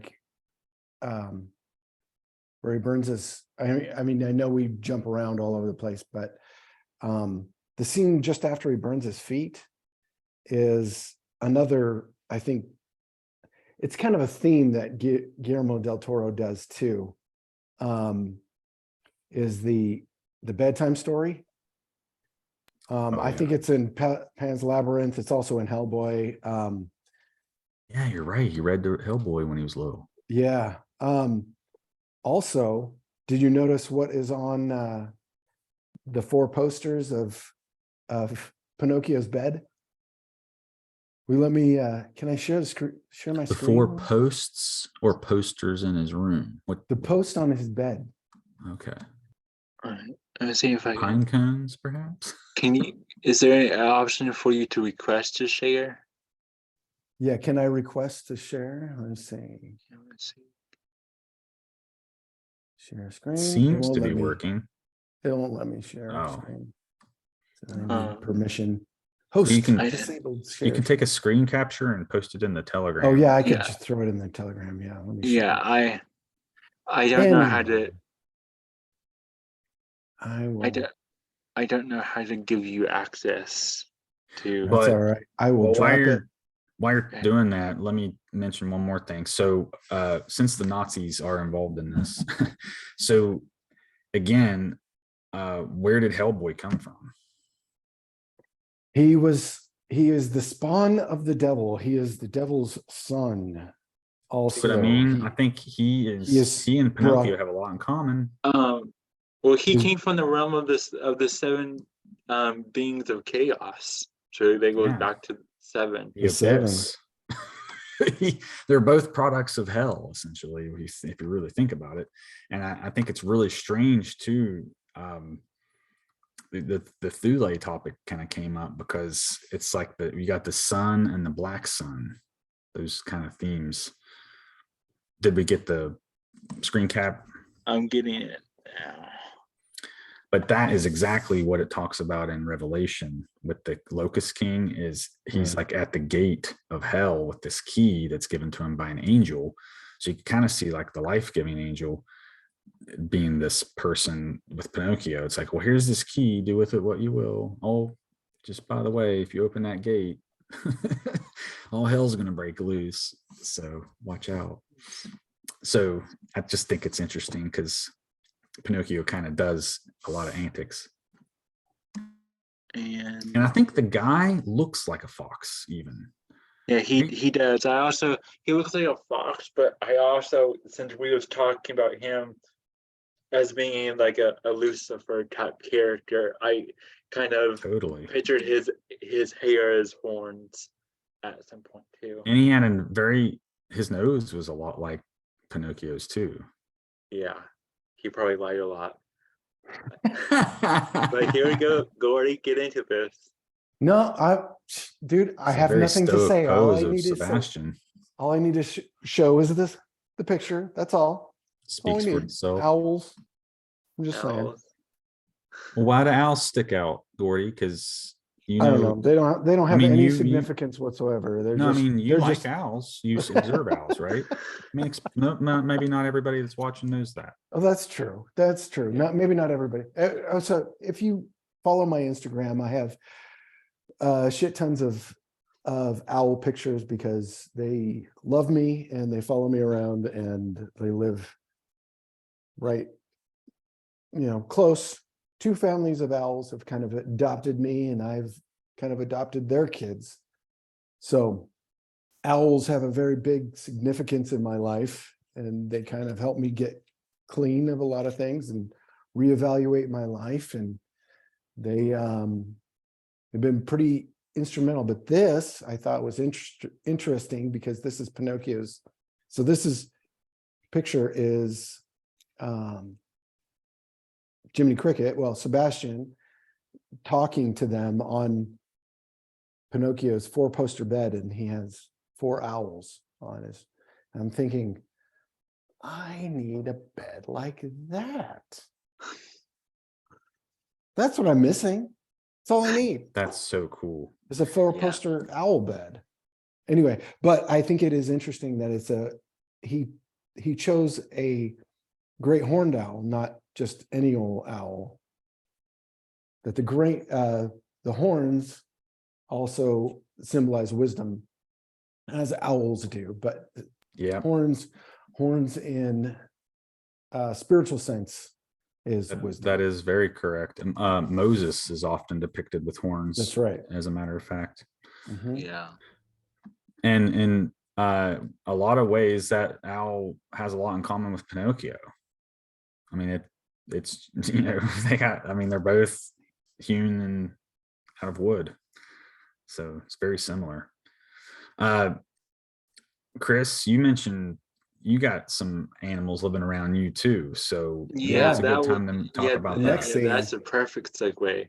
Right. That was actually the next thing in my notes, actually, as well. So that's perfect So timing. maybe we can split Um, some hairs here. So I didn't get a screenshot of them, but in the movie when Pinocchio dies multiple times in this movie, and the first time he dies, or you see them every time that he dies, but they really focus in on, they give them more screen time the first time he dies. He's in the underworld, he's in a casket, and he's being carried by rabbits, some black rabbits, and they're carrying him into this room with all the other caskets, and they go down. They play. Is it poker that they're playing? Yeah, they're I playing believe cards. it's poker. Mhm. Yeah, Just passing time. it's passing time. But I thought that was really interesting. That they chose rabbits as these Grim Reaper, death. Now we had a It's talk not just about this though. Do you Yeah. think that was this because of Pinocchio's innocence? Like, what would those look like to a sin-drenched person? Would they be I horrific like the monsters? idea that it depends on the person, on what they look like, on your Yeah. whole Nat idea. But what popped into my head when I saw this is, firstly, rabbits. I mean, they dwell in under earth, in earth, so they're creatures of below, The underworld. yeah, already, and with they are often depicted to traverse worlds, like, of course, Alice in Wonderland, everyone knows. There's also a show called The Magicians, and in that show there's different realms, and to communicate between the realms they use messenger bunnies, because those are the only creatures that could traverse without using a portal that needs a precise portal to go through. And so you have this theme of them traversing these worlds. And I don't know if you noticed, in the scene where the bunnies are carrying the casket,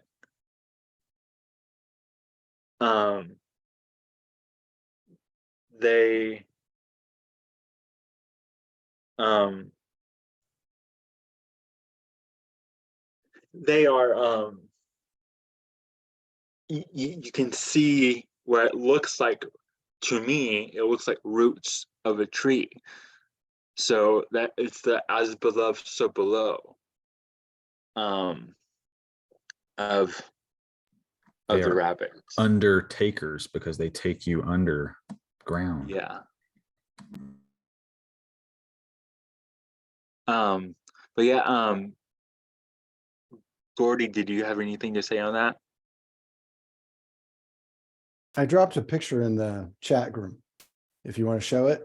Yeah, I'm gonna throw it out. And even though they're using playing cards here, it's probably worthwhile to note that the playing cards are actually modeled after tarot cards.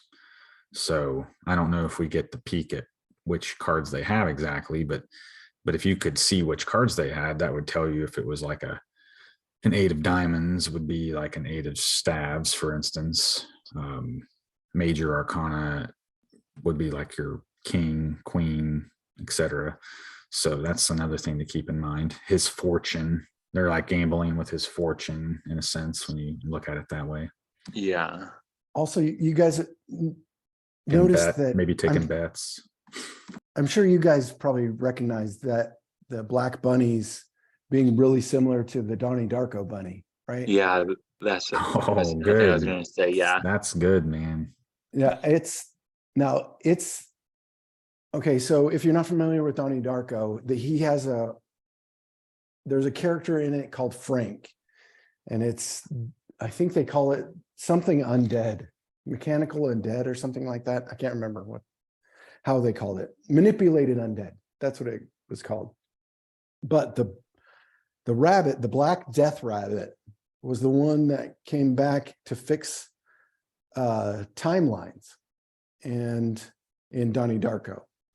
Now in this, there's 4 of them, and the little death rabbits are his kind of, traversers, which you're talking about, the taking when Pinocchio dies, they take him they allow him to see I guess they're the doormen of the Sphinx. Yeah. And I noticed in the IMDb, Chris, that let me see if I can pop it up. So the voice of the Black Rabbits, it's Tim Blake Nelson. He's just a voice actor. But I thought that was interesting that I started looking at the voices, and that Spazatura, the freaky monkey, is voiced by Kate Blanchett, which makes me wonder, why wasn't she one of the angels? Good question. But Tilda Swinton is the voice of both of them. It's like, why did they have Kate Blanchett just doing grunts? Well, because Kate Blanchett has worked with Del Toro before. Oh, so they have. I forget what movie was that. Like Ron Perlman, probably. They're like, yeah, I if forget you're what working, I'm movie. working. I forget what movie it is. But I know she's worked with her before, or worked with him before. Hey, Chris, what color are those poker chips? Some of them, anyway. Blue. And yellow. Oh, yellow. Yeah. Mm. You said that came up in one of his other right on movies? right on the bottom right there too. Also, what kind of a shape is Pinocchio in when he's in that coffin? Count the sides. That's a polygon for sure, but it has 6 sides, so that makes it a hexagram. So he's literally hexed at the moment. That's interesting. Yeah. Very cool. And they make those out of pine typically. Pine box. Yeah, so that's kind of a little ironic or redundant, or I don't know. It just somehow it seems wrong. More.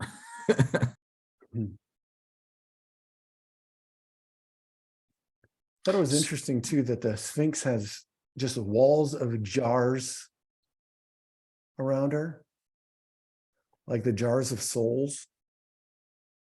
Well, yeah. liches would store their souls in jars and then have immortality. As long as that jar remained undisturbed and not broken, they would do like a certain ritual to obtain immortality.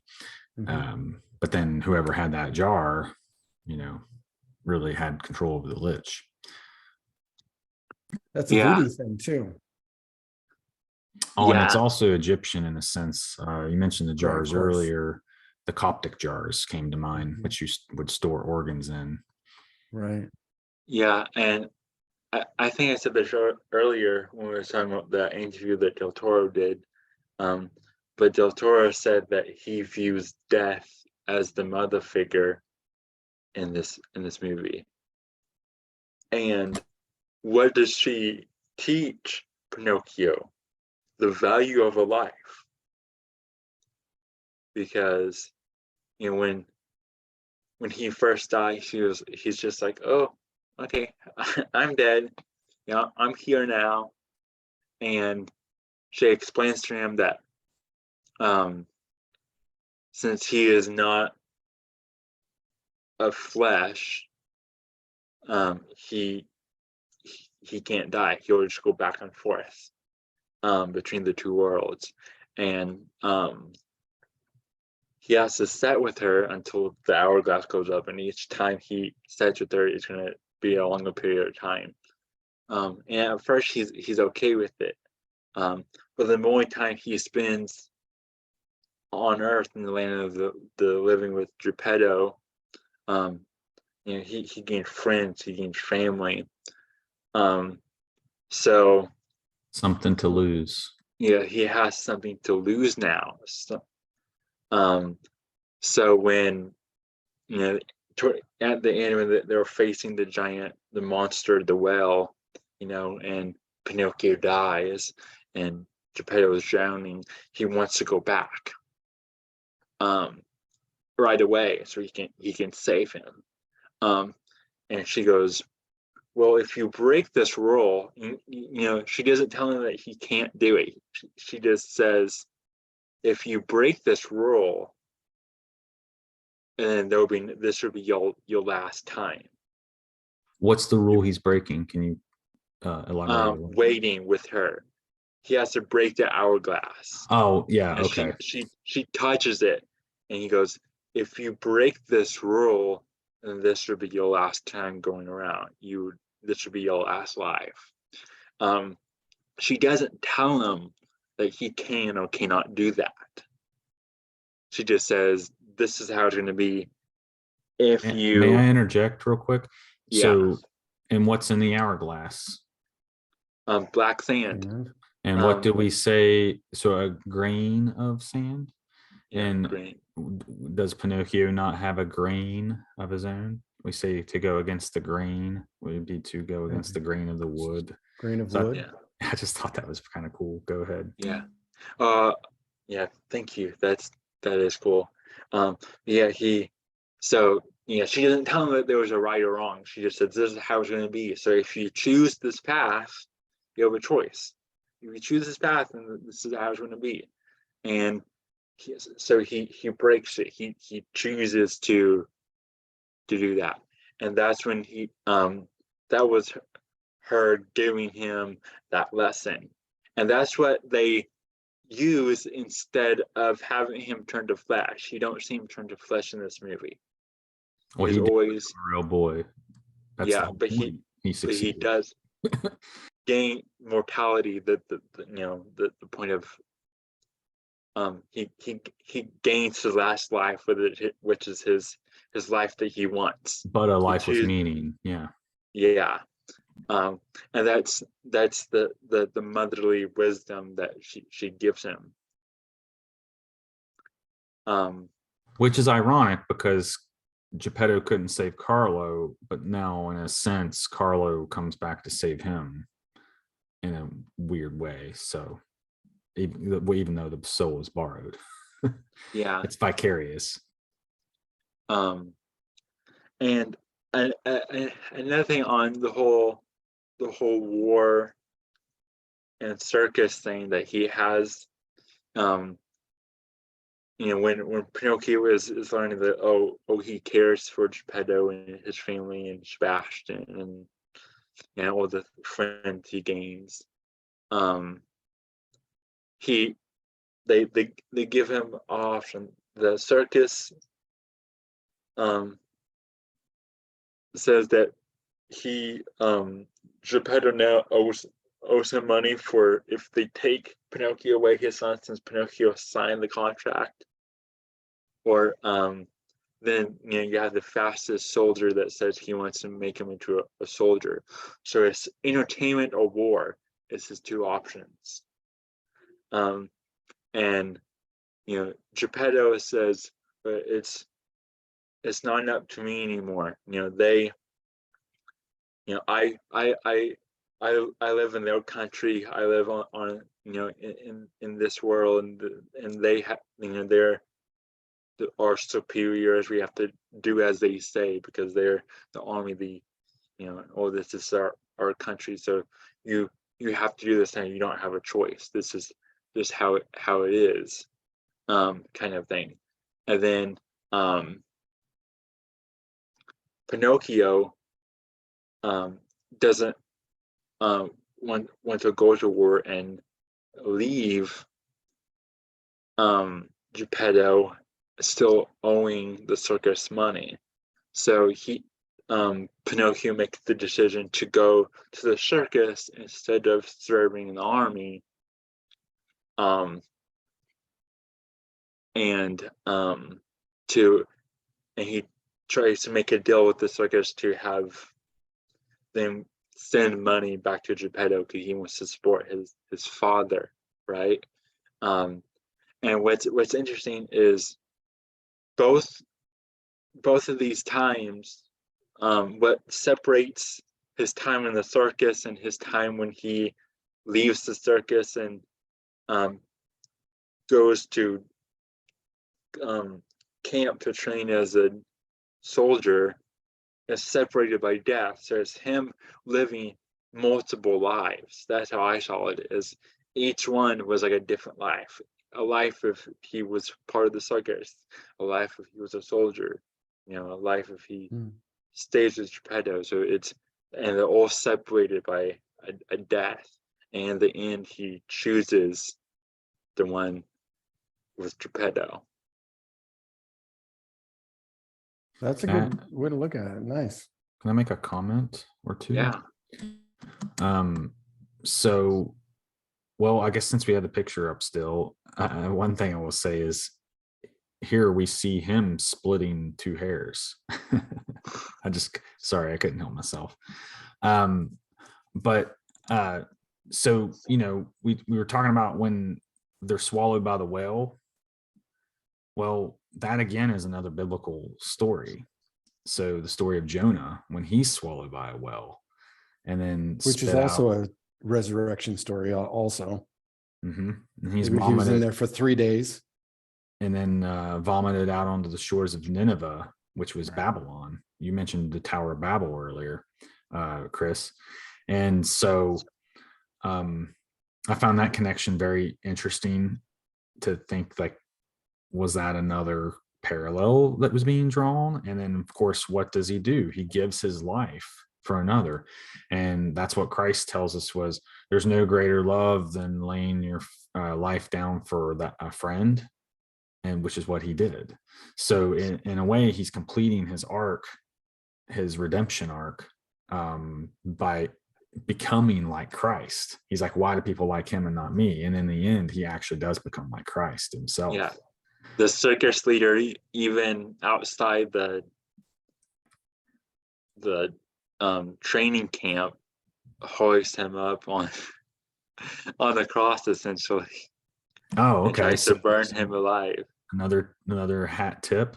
And even in scripture, there's a prophecy yet to be fulfilled that says the end days will be as it was in the days of Noah, but also we're to look for a sign of, there'll be no sign given to a wicked generation, but the sign of Jonah. And the sign of Jonah was to be him for an unruly, non-cooperative prophet to be swallowed by a whale and spit out on the shores. And then what was interesting about his story is he preaches repentance to Nineveh, and many are saved. Now Babylon's destroyed later, of course, but they were, had he not went there, they would have maybe been destroyed outright. Yeah, but God's plan was, no, I want you to go here and preach repentance, and then many will turn to me. So even in the wickedest city, there were people to be saved. So go and do my work. And so what it comes down to is obedience. So isn't that another theme in Pinocchio? He's to obey his father. Yeah, that Del Toro even says that in his opinion, the story of Pinocchio is about obedience, let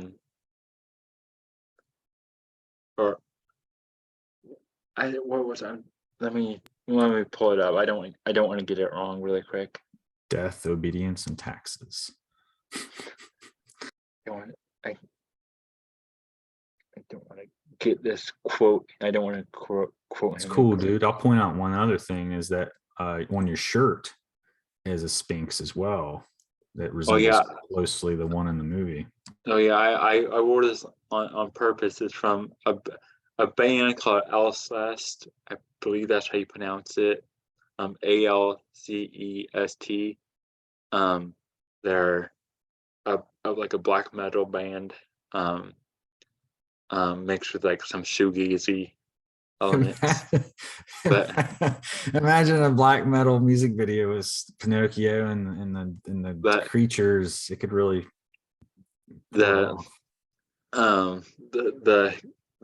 the musician, the frontman of it, all his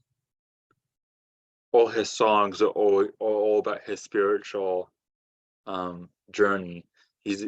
He's talked about seeing beings and stuff before in interviews probably briefly. Something he's seen then, huh? But his latest album, Spiritual Instinct, the cover of it has this sphinx. Oh, dude, I'm gonna have to look into this. Thanks for sharing. But yeah, I wore it because it reminded me of this sphinx from the It's movie. totally spot on. And I mean, does it have eyes on it, or is everything? Oh, it does even have the eyes. Yeah, has eyes. The quote from Del Toro is, his message of Pinocchio is disobedience as a virtue, and death is a beautiful thing. Basically, what a gist of what he says. Go ahead. I'm sorry. We keep cutting you off, Chris. I'm so sorry. Oh no, you're fine. I was just gonna say, what makes me we're think about fear. The Candlewick, when they're at the camp, Pinocchio is talking about to Candlewick about their fathers, and Pinocchio was like, quotes what Sebastian says, that sometimes fathers are, I forget the exact quote, but basically he said they're overcome with like hard emotions, and sometimes they say something in the moment that they realize later on they don't mean, and all this, because Sebastian says that to Pinocchio because Geppetto calls Pinocchio a burden, because he now has to owe the circus money, and now he has to send him off to war and all this, and it's a pain. It's a pain that you must carry. He said, it's a pain he must carry because he's not ready to be a father yet, because he's still really grieving over Carlo. He at this point he still doesn't want anything to do with Pinocchio, right? He doesn't even want to call him his son. He doesn't want Pinocchio to call him Papa, which he does anyways. And on the other side of it, when Pinocchio was saying that to Candlewick, Candlewick is talking about fear, and like how he you can't have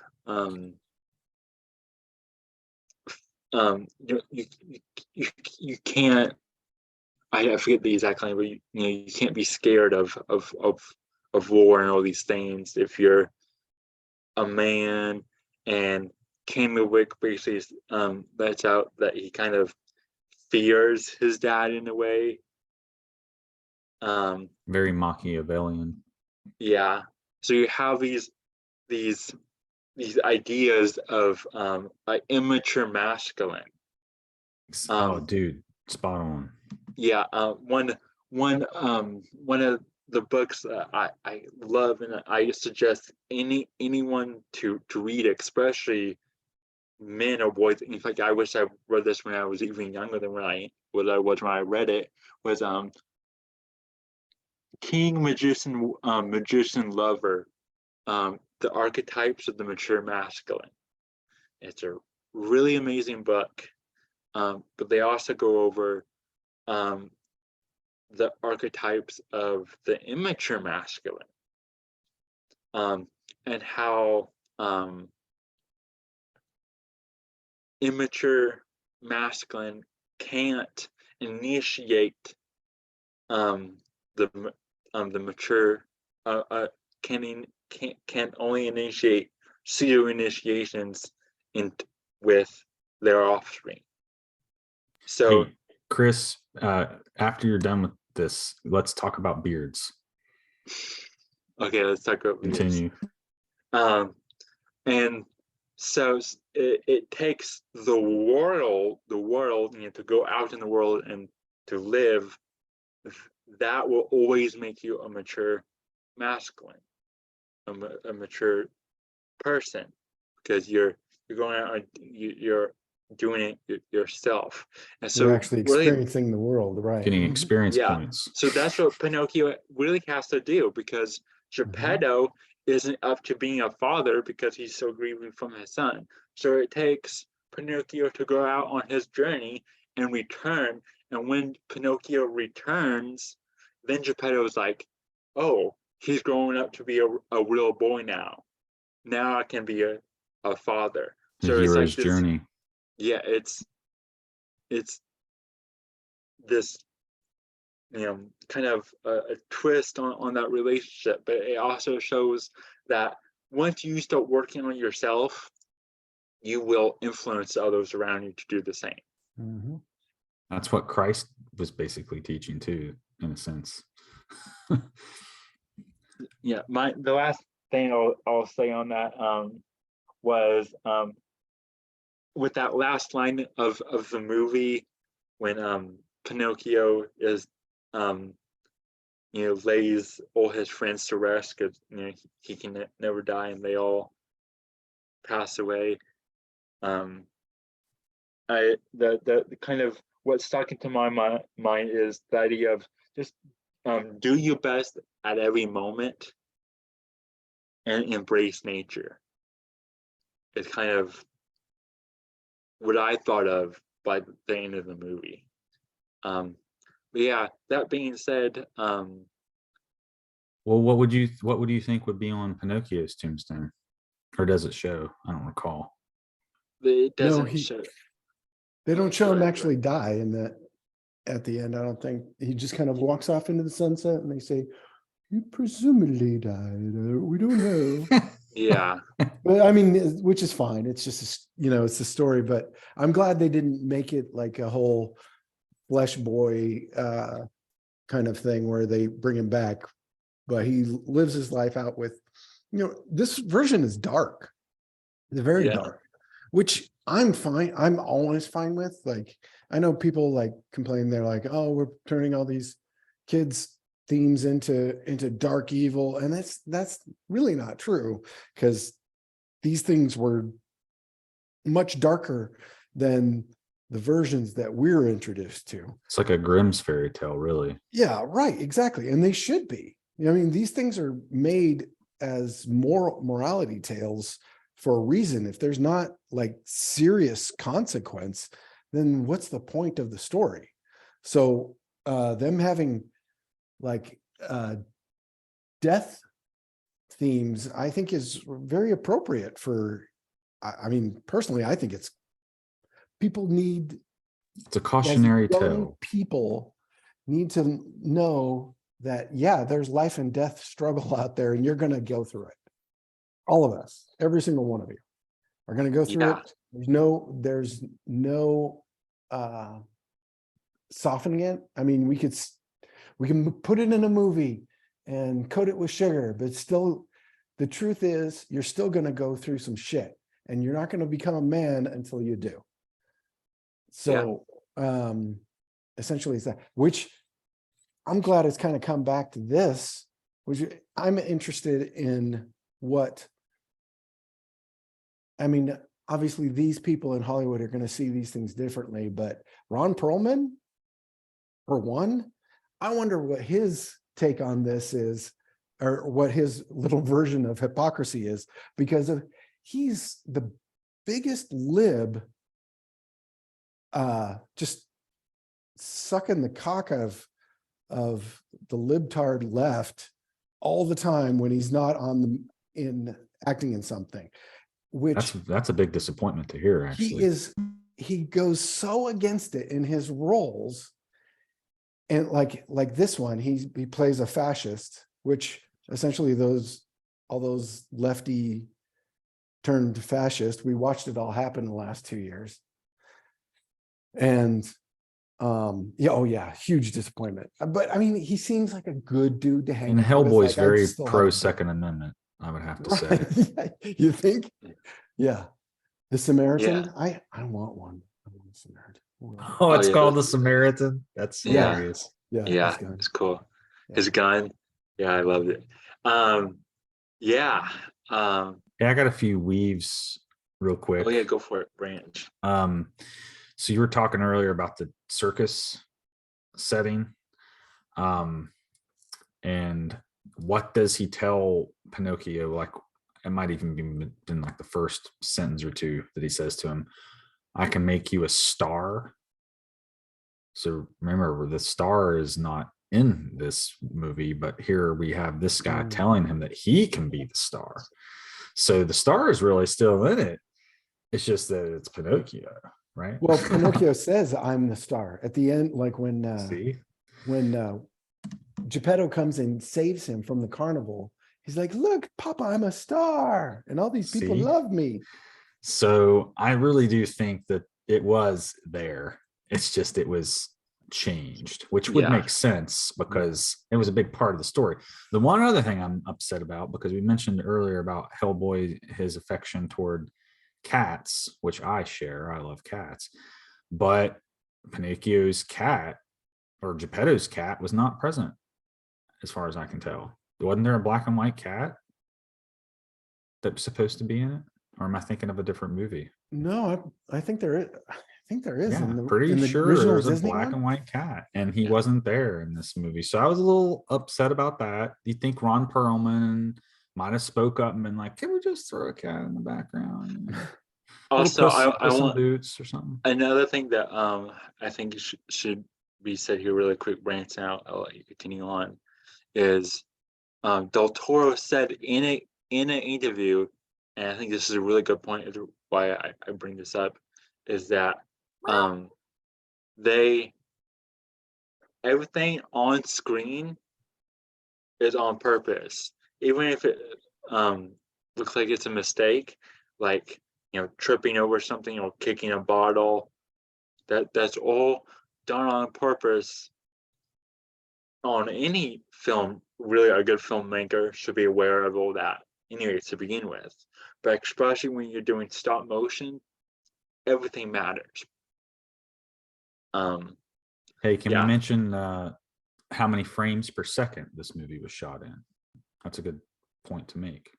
So we were talking about that before the show. I think it's 35 frames per second. So they were shooting this movie at the rate of 2 seconds a day because they had to do 35 poses. And so it necessitated them to build 60 sound stages just so that they could do the amount of stop motion that was required. Yeah, and that's nothing. You have each type of life has a different medium. The humans are claymation, but Pinocchio is a puppet. But the beings are CGI. The Oh, spiritual dude, beings. good point. See that? So right there, yeah, man, it's multi-layered. Did you have any other things to add? I will continue with the. Oh no, you can go ahead. I just wanted to do that quote really quick to explain that everything that we're talking about is shown on screen on purpose. We're not And just. so doesn't the director normally have an assistant called a dramaturg, and it's their job to like know, is the clock on the wall the right time, is the water level that they just took a drink from, is that at the correct level, is the cigarette burning correctly, like all those little details. I think is somebody known as a dramaturg is in charge of all those little things like that. Continuity editors, I believe. Yeah. So more about the carnival. So we've established that Pinocchio even is him. He declares it himself that he is the star. Well, I'm pretty sure this has come up on some of the shows with Mario and others, that so the North Star and the North Pole and how it relates to a tent. And so really the carnival tent is very much like that. And it's covered in stars. Yeah, well, exactly. The canopy itself is the firmament. And you'll see this in Sumerian stories where Marduk slays Tiamat, and then thereafter he establishes the foundations of the earth and stretches the firmament over as a canvas and makes the first tent. You also see this in Judaism, where Yahweh is basically said to have done the same thing when he created the earth. And then also we're to create little wooden shelters in the wilderness, and we're supposed to be able to see the stars through the roof of them. And it's like all a tribute to that thing that he did like way back when he slayed the dragon, I guess. So I find that circus tent thing very interesting. And because, if you're watching this and you have a Christmas tree in your house, it may or may not be real. That's another point to make, because Pinocchio is fake trying to be real. Your Christmas tree is in your house. Is it real or is it fake? And then at the top of that, what do we have? Typically a star. Now sometimes it's an angel or whatever, but traditionally it's just like a star at the top, right? Which a lot of times we would say that's the North Star. So when he's there declaring he's the star, it's almost as if he's there declaring he's the North Star, right? And so I just thought that was kind of an interesting thing to note. But here we have the fox involved there as well. And so who's called the morning star, Joshua? Lucifer. But it depends where you read in the Bible, because in Isaiah 12:14, it's talking about Lucifer, O son of the morning, you deceived the nations, which this guy's talking about the nations in that regard, and you were thrown to the ground and cut down. And so it references him like a tree that was cut down and brought down to the earth. And then in Revelation 22:16, we read that Jesus refers to himself as the bright and morning star, the seed of David. So I think what it is Lucifer means light bearer. And so it's more like a title rather than a name. And I think what this is really a reference to is, and I didn't learn this till I started going to a Greek Orthodox church, they do a mass of sorts, but it's not Roman Catholic, it's Greek Orthodox. So when they bring the gospel out, two light bearers accompany the gospel. The altar boys themselves are Lucifers. They bear the light. They have candles. And so as the gospel, which is the light of the world, is brought out, with it is two light bearers. And so I would assume Lucifer was one of the two, and he fell, leaving only Christ. So like I said, if I had never went to a mass, I would have never caught that. But man, that really hit me hard. So I think that might explain the two light bearers in the Bible, is that one's the goat that fell and one's the lamb that didn't, apparently. So, and oh yeah, the one last thing I had, it's not totally related to what we were just talking about, but it's still related to Pinocchio. We didn't discuss the Greek myth of Pygmalion. So maybe one of you or Chris or somebody can bring that link up just to kind of, compare. So it's very much in line with like this Frankenstein's monster, this homunculus, that sort of thing that's going on. Only this story is about a sculptor who fell in love with his statue. And so in this case, I think it's Venus, which again, first star you see tonight, typically Venus. So could Pygmalion have saw the first star he sees tonight, made a wish to Venus and said, I wish this statue would become real? And then it does, right? But there were, of course, these odd conditions, and it ends up being a tragedy. But yeah, let's review that a little bit.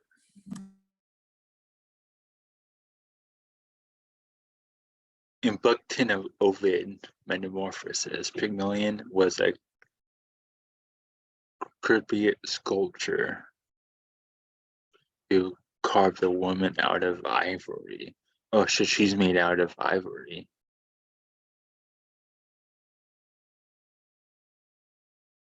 Did you want to I can go read over it this if you, a or little bit more?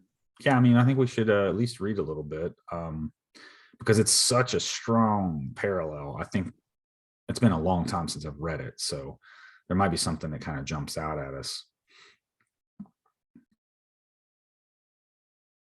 If you like, I could read, or Gordy, Oh, whomever. oh yeah, you can if you want, since it's your thing. All right. Well, I'll read the. Let's go down to. Well, I guess we'll read this part here in Ovid. In Book 10 of Ovid's Metamorphosis, Pygmalion was a Cypriot sculptor. Oh, yeah, Cyprus. It's a reference to the island of Cyprus, which has the most cats per capita of any nation on earth, by the way. So Really? just a meow meow shout out. Yeah, I've actually want to go there. It's on my bucket list. I love cats. Anyway, Galatea was the name of the statue itself, which we might want to click that too, because really Galatea would have a lot in common with Pinocchio. They're somewhat of analogous.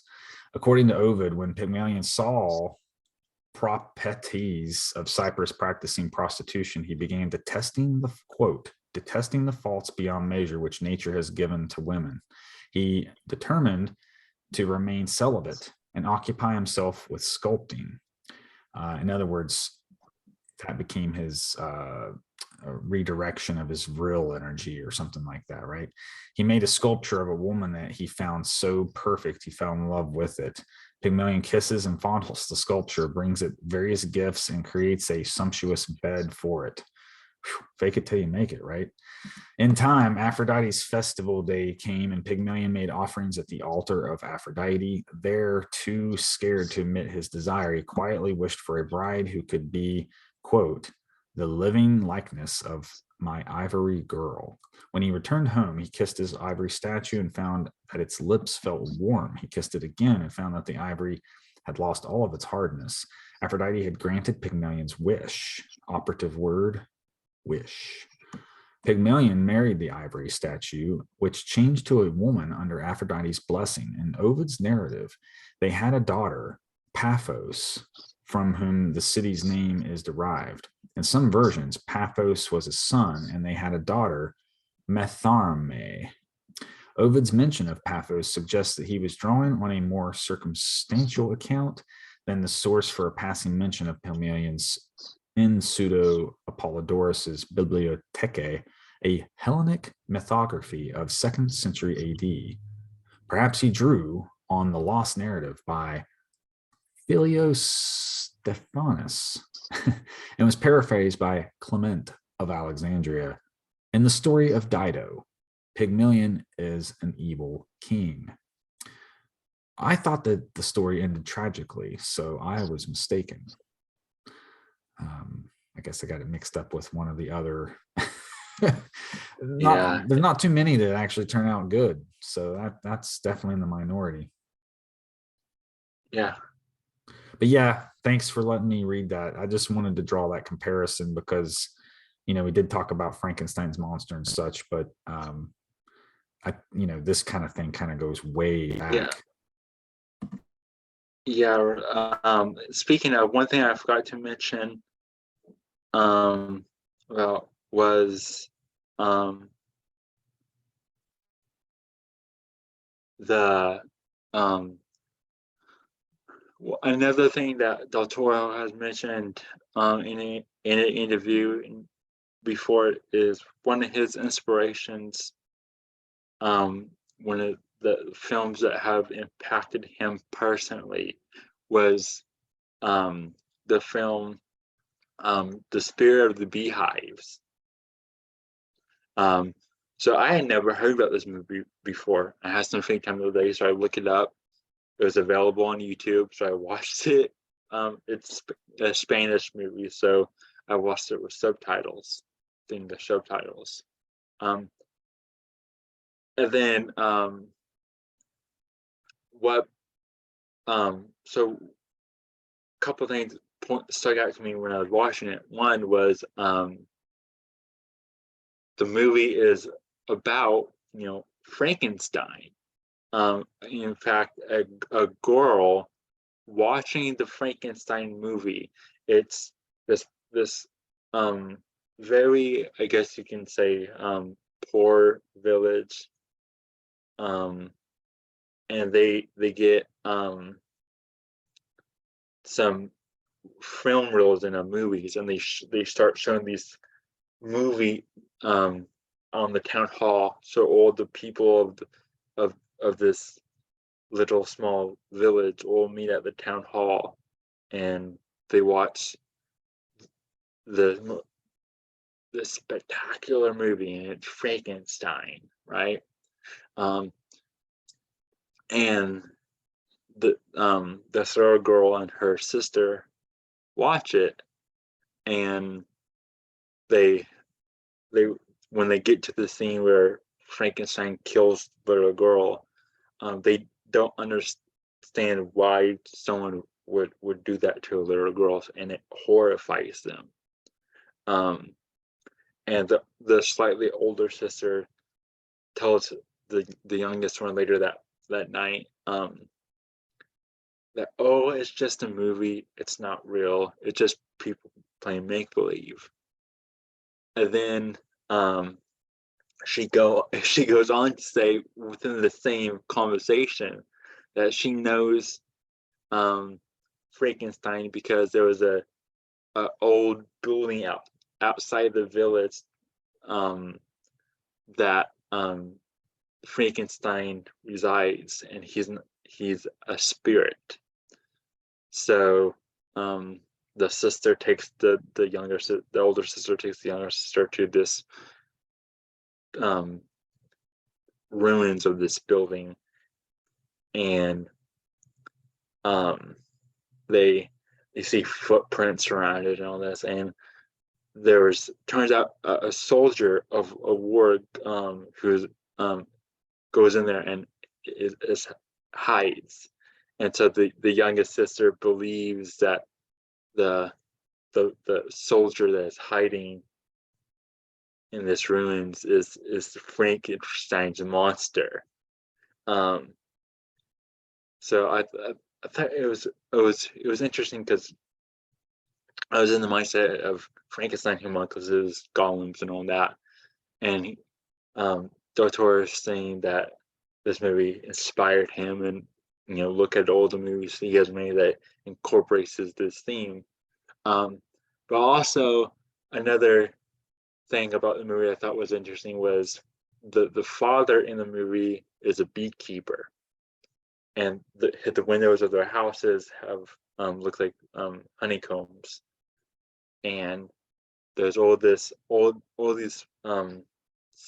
symbolism and involving bees, and the bees are shown a lot in it, and it made me think of one-on-one podcasts. He talks about the homunculus a lot, and in one of the ways he says how you create a homunculus involves bees. Now, was it the wax or the honey or the bees themselves? I believe it's been a while since I listened to this episode of One-on-One podcast, but I believe it was the wax. Because you might maybe make the form out of the wax. That would make a lot of sense. I think that's called propolis, right? Propolis or something like that. Yeah. So I just thought that was interesting to note, since we're talking about these things and they keep on popping up with us, right? I definitely need to see this now, and since it's full on Frankenstein. I thought I've consumed every Frankenstein thing there is, but maybe not now. Also, Oh shit. Oh, there's the tradition of telling it to the bees, telling the bees secrets. Yeah. Like when the queen died, they had to go out there and do the ritual and tell the bees that the queen had died or whatever silly reason they do it. But maybe we should start talking to our bees. They can hear us. I know that they can hear us, and bees can understand your intention at the very least. Well, they always say that bees can smell fear or something, like dogs and Yeah. bees. Oh yeah. Dude, Cheney and I demonstrated it. She started talking shit about the bees, about me taking a sledgehammer to get honey out. And as soon as she said that, and I thought about, I'm like, oh, I could do that. Like as soon as I thought that, like they come after me, and I was booking, man. I was like, holy shit. Like, oh yeah, These bees have never hear what you're thinking. Never gone after me ever. I've been out there probably a dozen times. And as soon as she said that, I was like, oh yeah, I could do that. And I was like, oh, they come after me. Yeah. I had to run, man. It was spooky. That's funny. Yeah, anytime I see a bee, I always kind of communicate to it like, okay, well, I'm chill if you're chill. Yeah. Kind of thing, Yeah, right? exactly. That's exactly how you deal with all of them. I'm chill if you're chill. That's how you.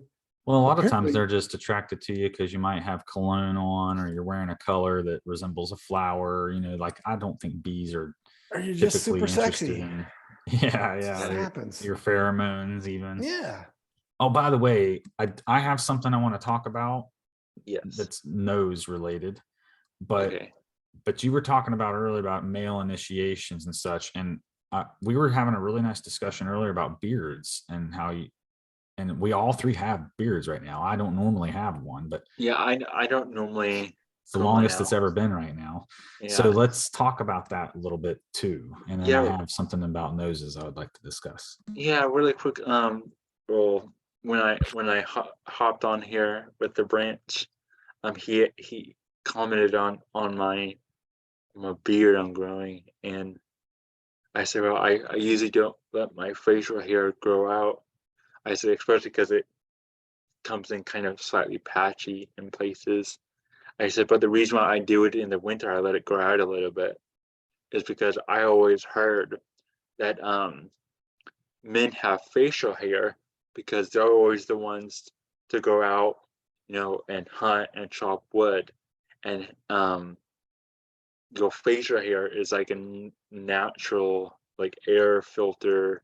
It brings more heat into your face and filters air and all that. And that's why men have it. So I just thought it was interesting. So usually the past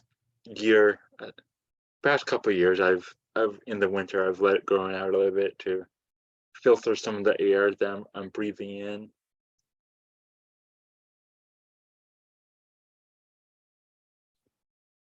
Are you feel more comfortable with it? Are you feeling, or is it just something cyclical that you like to go through? So right now it's just something cyclical. Yeah. Well, it's interesting. It dries out my skin on my face a lot more. I notice. Anytime I let it grow more, it dries out, and then I have to moisturize more, and it becomes this whole thing. You just get you some beard oil. So much. Yeah, dude. Get you some of that. Hey, Michelle's pine oil resin. Shout out to Michelle's Healing Home. Yeah, Michelle's Healing Home. Her pine resin oil is the bomb, man. It's really good for your beard, like keeping it flaky and nice and smooth, and keeping it from getting nasty. Speaking of pine trees and pine oil and pines. Oh yeah, what a coincidence. So the reason I brought it up was because I had actually been thinking about this anyway. Because like I said, I don't normally grow a beard out, but it's the longest it's ever been right now. And I think it's just because I feel like I am in some type of rhythm, or not, I don't know how to explain it, like a frequency or wavelength that my antenna's catching that I didn't normally catch. And he was talking about like the different forms of man. What was it? King, magician, lover. And Yeah, king, magician, king, warrior, magician, lover. oh, there was 4 even. Okay. Yeah. So, I would have to read it, I guess, to know, but like, I would be interested to know. I would assume the king is probably the one related to a beard, because normally it's like horns. It's supposed to represent like wisdom, and it's kind of relates to testosterone production and such. And just like we're growing beards right now, just naturally, like, right, just for some reason it feels like the thing to do. Well, look at the deer. The deer right now have horns. And so what we see is in July, with the buck moon, which is normally a male rabbit in this regard, not so much the male deer, but the buck rabbit is symbolic of that time of year with the buck moon. The full moon of that month is the buck moon. And that's when the testosterone in animals begins to increase. And so it's kind of like with a tree and the rising of a sap. And so the testosterone begins to increase at this time, and the deer grow horns, but they have velvet on them that then is sloughed off. And then this time of year, they're bone instead of flesh. And so, us having long beards right now, regardless of whatever, it's just like you'd see the variations in stag horns. And that really hit me hard this year. So maybe at my age now, I'm hitting one of those archetypes where these things make more sense, or I'm in some type of, I don't know. It also reminds me of how you're not really supposed to study the Kabbalah until you hit age 42. And I think it's because like there are certain things that have to happen physiologically with your body and chemistry and stuff that give you, well, just like a tree, for instance, a tree doesn't bear fruit immediately. It takes several years before it actually bears good fruit. And so I sometimes wonder if that sort of thing's connected. And so I know that was a little bit of a tangent, probably a better discussion for another topic and channel, but no, I like it. the Thank male you. initiation stuff was so spot on. So maybe through Pinocchio's lifetimes, he, developed in a similar way, like through the archetypes. Yeah, and I think rebirth is a really good thing to what we're talking about, because you have like we said, Pinocchio is made out of the tree that is planted from Carlo's grave. The perfect pine cone. Yeah, that Carlo picked out. Yeah, the perfect pine cone. And so maybe again, that was his first life. So that was the first rebirth, right? I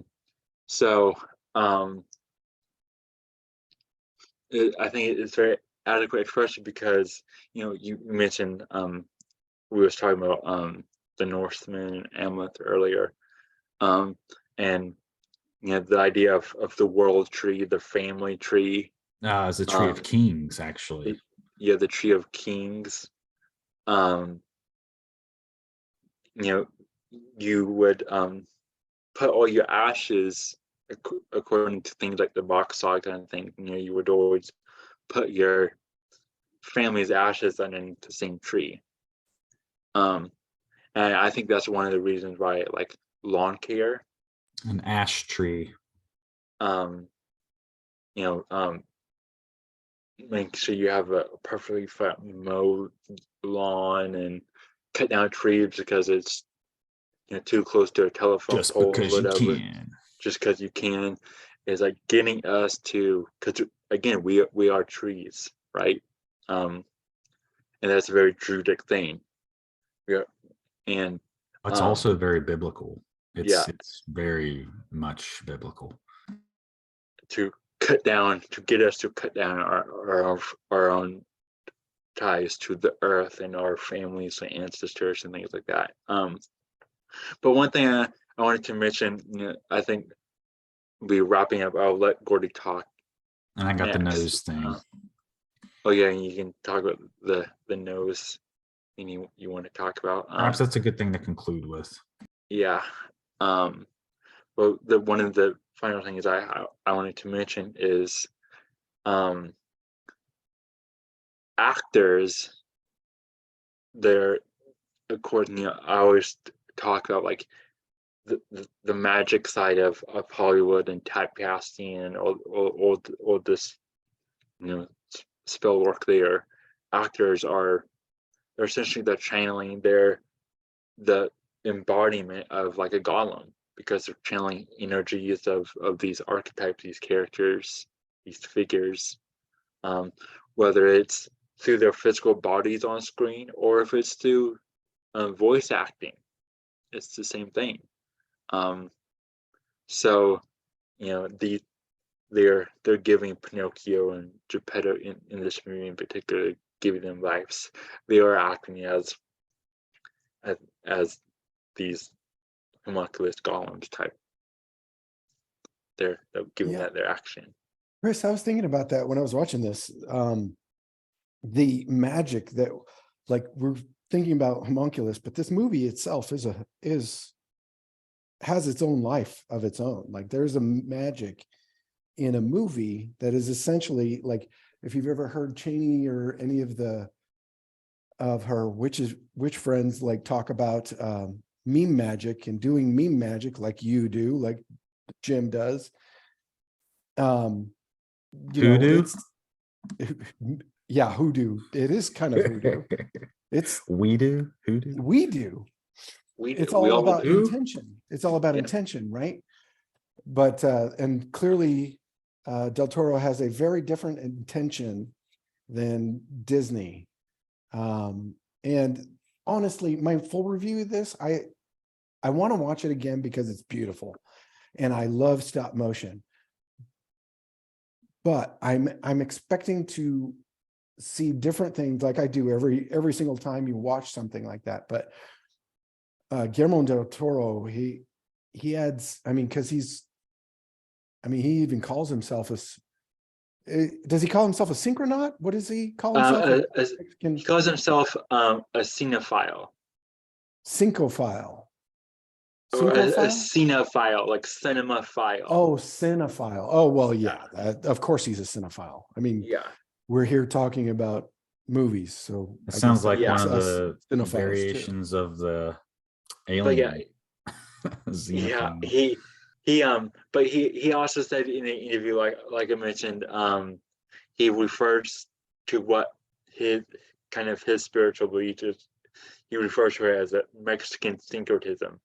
I shared a link actually in the Telegram on that topic, and it calls it Maga Magica, Mexican Catholicism, syncretism of Christianity and indigenous faiths. So it's just like an amalgamation of all sorts of things, really. Eclectic would probably be another good word. Like it's kind of Santeria-ish. Well, that would be another good example. Yeah, he also takes a lot of inspiration from Lovecraft. Oh, hey, I'm glad you brought that up because I was meant to put that in the notes. Gordy, maybe you can help me out on this because I don't know a whole lot about the Lovecraft stuff, but the only book I was at a library once and I pulled a book off the shelf and opened it. And sometimes I just like to read the first or last page of a book. And I was telling Chris about this, how for me, that's like tasting a book. I can like lick the first and last page and just kind of like, I know I'll never read it. So at least I get to taste it. Right. Well, I remember I did this with a Lovecraft book. And the story ended with they were in some type of ruins and they ran into a monster that was in the tomb, I guess. And it was some type of chimera sphinx creature, like a lion or something. And then it just ends. So the only one I'm ever ever really read or anything of was that one. And I felt like when I was reading that, what I saw in my mind resembled the Death Sister in this movie. So I don't know. I just wanted to throw that out there. That was just some random H.P. Lovecraft story. Well, it was like a book with several stories in it. Oh, I got you. One of So the I thought maybe collections. you had read Right. it. Yeah. So I was I just probably hoping. have. Like that stuff is like I had a bunch of those kind of sci-fi collections and stuff when I was a kid. That's how I got introduced to it. It might have Lovecraft. even been called like the monster of something or other, like because I think like this monster was like the whole point of the story somehow. Yeah, I just tasted it. Yeah, I actually ordered thanks to Mario of Symbolic Studies. I got my first Lovecraft book, of many more to come. And the one I'm really intrigued on looking at is The Gates of the Necronomicon, Dude, because it has on the cover the Big Dipper, and so it has the Northern Lights on it, and the gates makes me think of Joaquin and Boaz, just like the cover or the movie poster that I showed of Pinocchio earlier. Yeah, before I was going to say, you also see the Big Dipper on Dipper's hat in that, what's that cartoon? Gravity Falls. Gravity Falls. Yeah, it's on his hat. Yeah. Is there anything you wanted to mention about this before I stop the screen share? Oh, no, I think we just wanted to show people what we were talking about. I don't think it's necessary to read anything like that because you put it in the show notes, right? it's we can do that. It's just another topic altogether, really. I mean, I'm sure that's a rabbit hole after rabbit hole. Can I maybe finish my thought about the nose? Yeah. So maybe not everybody knows this, but if we go to the story in the Garden of Eden with the fall of man, original sin, we see that each of the senses are engaged with the fall, except for the nose. The ears heard words of the serpent and it was pleasing. The fruit looked appealing. And of course, it tasted good when Eve ate of it. And of course, the serpent, and she touched the apple, but the serpent was also said to have wrapped around Eve when talking to her. And this word for serpent, naga, has also a connotation of to press up against. So it's insinuated that the serpent pressed up against her while talking to her. So touch was engaged, hearing was engaged, taste was engaged, sight was engaged, all the senses were engaged, but the smell. Not once does it mention that the fruit smelled good. And if you think about it, can you really sin with your sense of smell? For me, the closest thing would come to maybe wearing cologne or perfume to attract attention to yourself, perhaps. That's the closest I can think of as a sin relating to your nose. So I just thought that was really interesting to throw out there. But in this case with Pinocchio, every time he lies, his nose grows. So it's demonstrated with that. But so that was just the point I wanted to make about the nose and how there's obviously a morality aspect to it all. And of course, the tree of life, or tree of knowledge of good and evil. And so that's kind of like Pinocchio himself gaining experience and knowledge is similar to the gaining knowledge through death, which is the same story. Yeah. Kind of butchered that last part there, but anyway, you get the point. Yeah, I gotcha.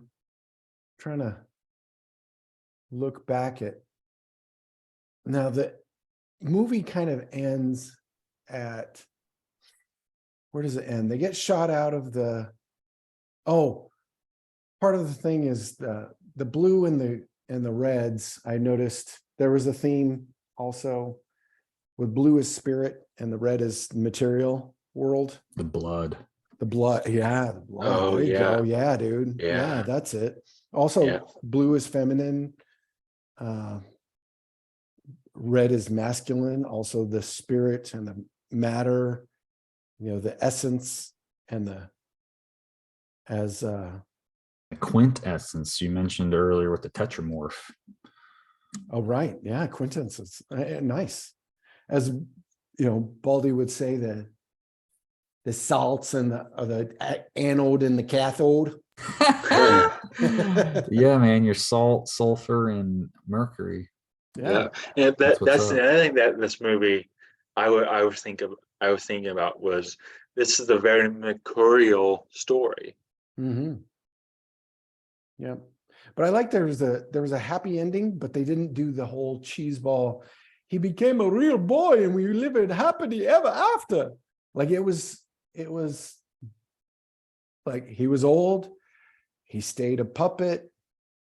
It still brought him joy. Like I like this version. I like it a lot better. Yeah, I think it like the whole idea of like life goes on. Yeah, and that there's hope for everybody. Yeah, Like you don't even have to be born a soul, and I'm always suspect of why Hollywood does these movies like they did with the Dahmer thing, and they all do this, like these same themes the same year, like the year they did all the comet or blowing up asteroid movies in the 80s or 90s. But I mean, there's the theme of the lie, the great lie that we've all lived through. Also, AI is kind of a perfect analogy for a homunculus. Oh yeah. yeah, And I know we haven't even poked at that yet, but this whole thing, like as far as Hollywood goes, and I haven't seen the Disney version, but I don't doubt that this is their take, is that everybody needs to be a transhumanist. And Elon Musk's warning, you mean? yeah, right, exactly. Can't beat him, join him. Oh yeah, exactly. He's joined. He's full on up. Even the FDA's testing that junk. Well, I've heard there was some pushback to it already, but they're already putting it out there into the trials. yeah. I think it's already done. Yeah, In a lab somewhere. I think it's interesting right now. You have the release of this very beautiful film. It's dark, but it's a beautiful film, right? And around the same time, you have I follow a lot of like digital artists and creatives and things like that on Instagram, and everyone's showing like ban AI art, do this to AI art. Don't which is great. I agree that I don't like AI art. I think Gordy, you're right. It goes on with this whole homunculus golem thing, right? I think it's all just really the same thing, just under a new skin. But I think it's interesting that because we've, especially in our circles, in our community, like on the spiders and things, we've talked about AI and before, and we have for months now. But And now, there's also the prospect of abusing AI. People, I mean, how often, what do they say? Like, how long does it take for the AI to become racist and fascist or something like that? Like it happens within a week or two or something, because everybody abuses it. So like, what if it does happen? Like, it's going to be a product of its environment as much as it is its programming. So, it could very well, I mean, like what happens when Pinocchio first is animated? he goes on a destroying spree. Would we even make it through the first wave of that from a newly? Yeah, he wants to know how everything works, and really, that's what all Gotta these break it AIs to figure that out. are doing. You know, they want to generate art, generate music, generate voices. I'm sure you guys have seen my Kanye West Stronger plus into Spider video I did. That thing's a trip, man. Dude, essentially what I did was I found this AI that rewrites, like you can tell it to write you something. And I told it to rewrite the Kanye West's song "Stronger" from making about spiders and placentas, which is kind of an inside joke. And it came out with the script, so I fed it into another AI that replicates celebrity voices, and I told it to replicate Kanye West's voice and to make him read this script. And so I got the audio from it.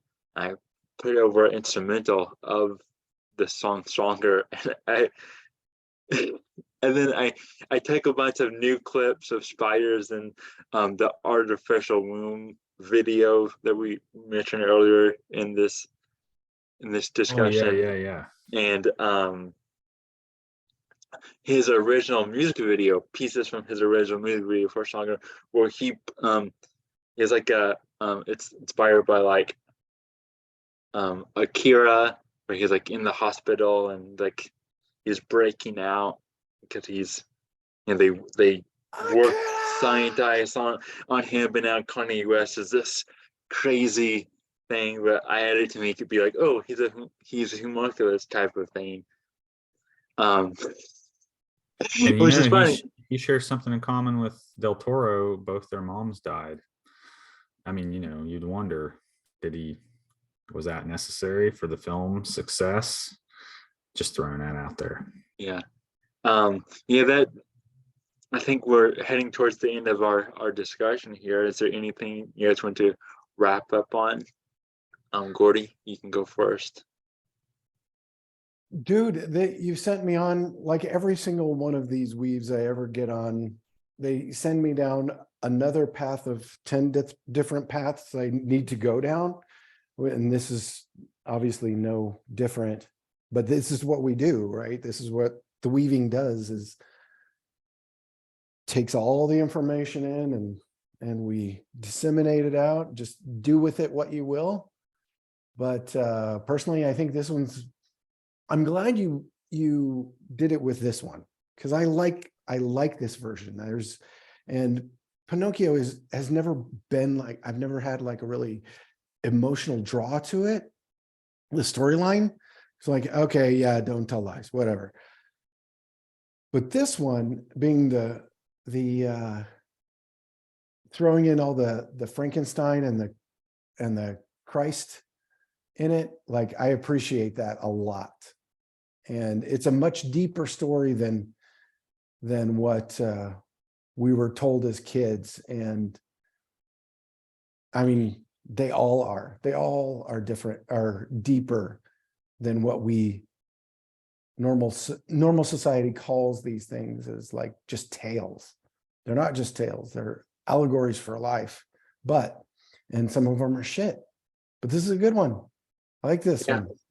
Yeah, it's the art of being the storyteller, and that's one of the reasons why I like Del Toro. He is a storyteller, right? And that's why I think there's so much of a draw towards his films compared to other Hollywood directors. The Branch. What are your final thoughts?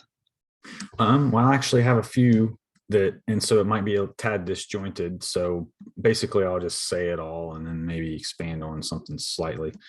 So when he does lie, his nose does grow, but it's not smooth, right? There's a lot of foliage on it and knots. So he's also, when he's a naughty boy, his nose grows and it's very knotty.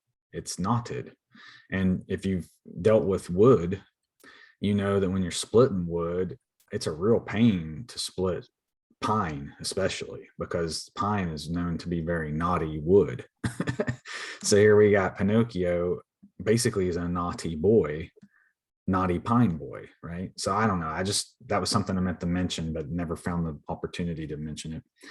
And then earlier when we were talking about the death sister and Pinocchio going visiting regularly, it reminded me of the OA, where she goes and spends time with that lady in the it's like a box of stars or something. I don't even know how to characterize it, but see, with OA, she lost her vision, right? She was blind. And with Pinocchio, we got the nose. So I think it's interesting, even with them, it's like with that other side, there's some type of trade that takes place, to some degree. So those are just a couple of the things that were kind of lingering that I felt like I could mention. But and the one last thing was that the Jesus Christ sculpture in the church was likely also made of pine, because pine is the easiest wood to carve, being very soft, even though it has knots. So odds were that the Jesus was made of pine, just like Pinocchio himself. So both were pine boys, pineal boys, you could say. Yeah. Yes. And I don't think I mentioned at the beginning, but you also have the Jim Henson made the puppet. So you had Shadow Machine, the animators, and then you had Jim Henson from the puppets, which Okay, I could kind of feel a Henson vibe there now that you mention it. Look at all the tells that Jim Henson has been had a hand in, going back to Dark Crystal and the Gelflings. Shout out to Gelflings. But yeah, so I don't think I have any much more to talk about really on this, but I think it was a really great discussion. I thank you guys for hopping on. Thank everyone for listening. I didn't say this in my last video, but I am slowly putting King Cups on multiple different platforms. Of course, it's on Odyssey. Now it's on Anchor/Spotify in audio form. And who knows, eventually YouTube, maybe others. I'm slowly kind of just putting it places, right? Yeah. You thought of a mascot there, Chris? Like, how about a big rooster? The king of big cocks. cock energy. Yeah, why not? Cock energy. Why not? And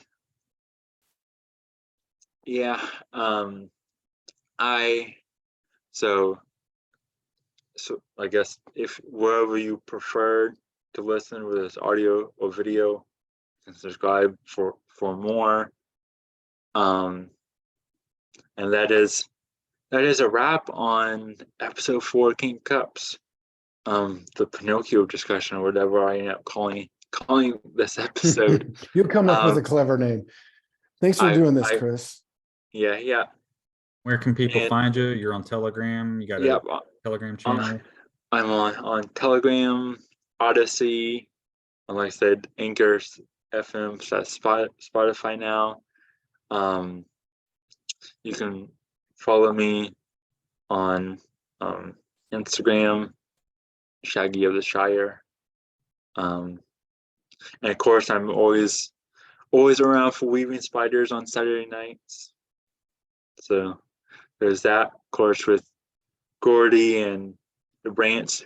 Do you guys have anything you want to plug here at the end? Gordy_TWO_shoes on Instagram, GordyTwoShoes on YouTube. I don't really do that much other stuff other than the spiders. Saturday night, and then I'm on a bunch of other people's show. Whenever they ask me, I show up when I can. So thank you, Chris, for getting me to show up this time. Even if it was late, I apologize. Wasn't thank late you. for you. Right. I'm Yeah. You I mean, were on it's time. fine for me. He was on. But thank you for having me watch this movie, though, because I may have put it off because of that whole Pinocchio aversion thing because of Disney, but Guillermo del Toro, it has made a beautiful piece of art, and I enjoyed it. Thank you, Chris. Yeah. And this will continue to add as we know these things. And once we start these things, like I'm going to go down this Spirit of the Beehive thing now, and more Frankenstein stuff, which is also Prometheus, by the way. Yeah. Thanks again, buddy. You're welcome. I appreciate you joining your insight and everything. I can get where you're understanding where you're coming from. You know, I didn't have that much attachment to Pinocchio. My only driving force to watch this, really, besides it being Del Toro and me being a fan of Del Toro, but also, just like I said at the beginning, the initial idea of there are so many Pinocchio properties from movies and games this year, and I was just like, I have to look at this. There's something here, especially with all the lies going on right now in the world. Branch, do you have anything you want to promote? Sure, man. Just with you saying that, the lies in the world and stuff, I just instantly imagined all the obelisks on Earth being like Pinocchio noses. Just with each lie, they just get taller and taller. You can find me on Instagram, Appalachian Aesthetic. I'm on Telegram as The Branch. We run a chat for a YouTube channel called Solomon Report Chat. I'm trying to get around to uploading all my videos that I've done with various people to that channel on YouTube, 330 The Branch 01. You can find it there. So eventually it'll all get to be in one spot, but for right now it's a little scattered. Also got Odyssey and whatnot, so I'll try to share those links with Chris so that you can put them in the description, and also use Discord and things like that. And yeah, you can also find me on Spiders occasionally, at least in the chat, a lot of times, Wednesdays and Saturdays. Yeah, Right on. Have a good one, guys. Thanks for listening. Thanks, Thank you guys. Thanks to the guests as well.